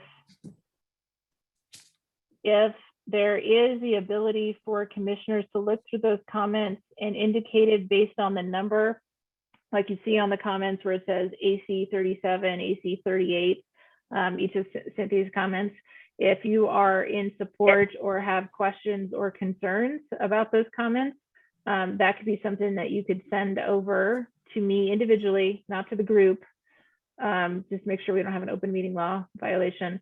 And then that will help us speed through, because what we could potentially do is all of the comments, let's say if you are in support of, then we don't have to discuss them, at the next meeting, and we can move through things a lot quicker and just focus on those items where there are questions or where additional discussion is needed. We'll do our very best, Kelly. That's all we can.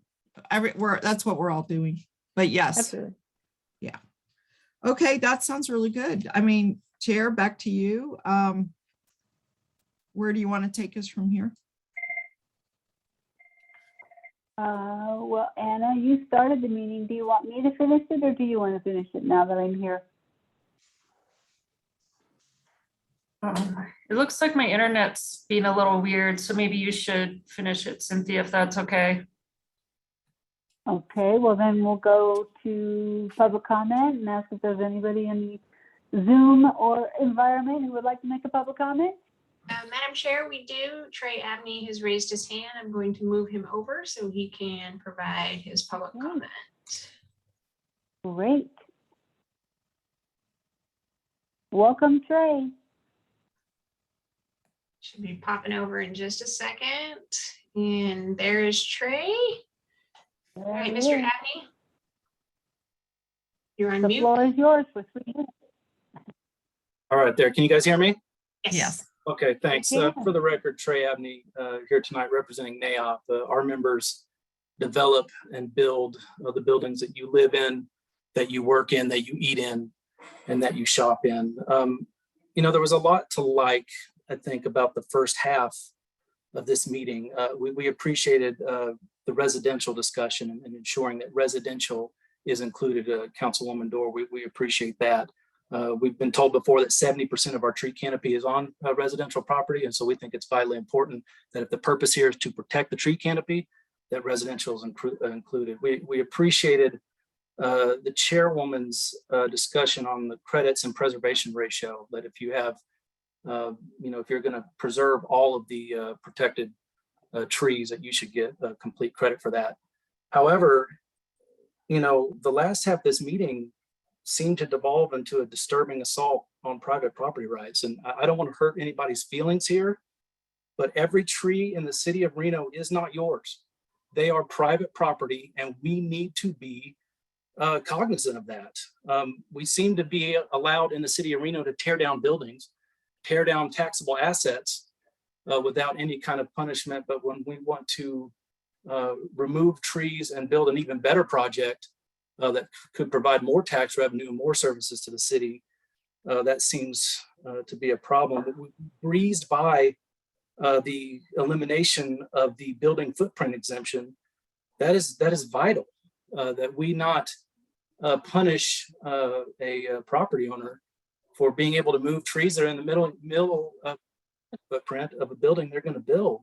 We seem to be saying that keeping 2 prohibited trees in the middle of a parcel is better than planting 20 new ones.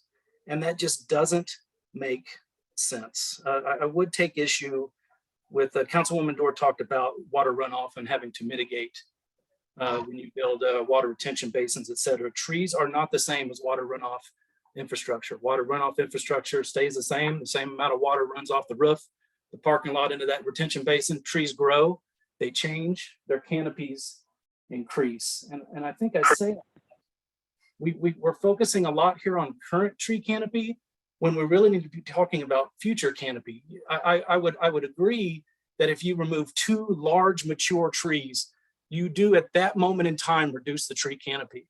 But if that development is then planting 20 approved trees that are not on the prohibited list, in 10 or 20 years, you're going to have a greater tree canopy than you do right now by keeping those 2 prohibited trees there. So I think that's something to point out. We need to, at the bottom line, we need to ensure that new trees are planted properly and they're maintained. That's what we need to talk about, not necessarily protecting every tree that has roots in the ground right now. Look, NAOP wants to help you increase the tree canopy, and we want to respect private property rights at the same time. And I would just close with this. You know, in the time I've been involved with NAOP for 2 years, and certainly involved in these issues for a lot longer than that. In just the 2 years I've been involved with NAOP, we've had presentations from the city on a new stormwater utility fee. We've had presentations on the city on a new fee to pay for a new police station. We've had presentations from TUMWA's about to increase our connection fees on every new development. And now we're talking about an increase in fees for tree mitigation and tree planting.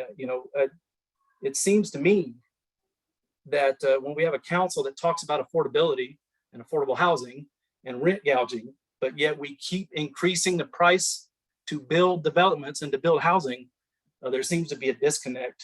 I don't think it's the private sector gouging the citizens of Reno. That's all. Thanks, Madam Chair. And since the last comment was directed at me, I'm just going to make a comment, especially since I'm not on the commission. The price gouging is really about existing properties, not new, that have already, been bought, established, have their mortgages, and where the rent increases are going up, not just 40% or 50 or 60, but 70% and even more. So just so you understand what my focus is, not on new. New is different than old in my mind. You have a depreciating asset, you know, something you have to invest in. But I know that's off topic. I just want, since you added that, I'm just responding to it. So I haven't had a chance to discuss that issue. So let's not just go on what a reporter wrote. Okay, Trey, let's talk about it offline. But thank you for your comments. And I really am taking everything to heart. I took notes and I'm sure everyone did. Okay, and then I do not see Leah's hand raised, so I don't believe she is wishing to make public comment. So with that, there is no other attendees that are in the meeting. So that brings us to the agenda item for a motion to adjourn. Correct. Do I have a motion to adjourn? I motion that we adjourn this meeting. Do I have a second? I second that motion. All in favor? Aye. Aye. Any nays? Okay, good night, everybody. Thank you for hanging in here for 3.5 hours, and I look forward to picking up where we left off next week. All right. Everyone, thank you so much for Thank your you. input. Bye. Thank you, everyone. staff. Thank Good you, job. everybody. Bye. Bye.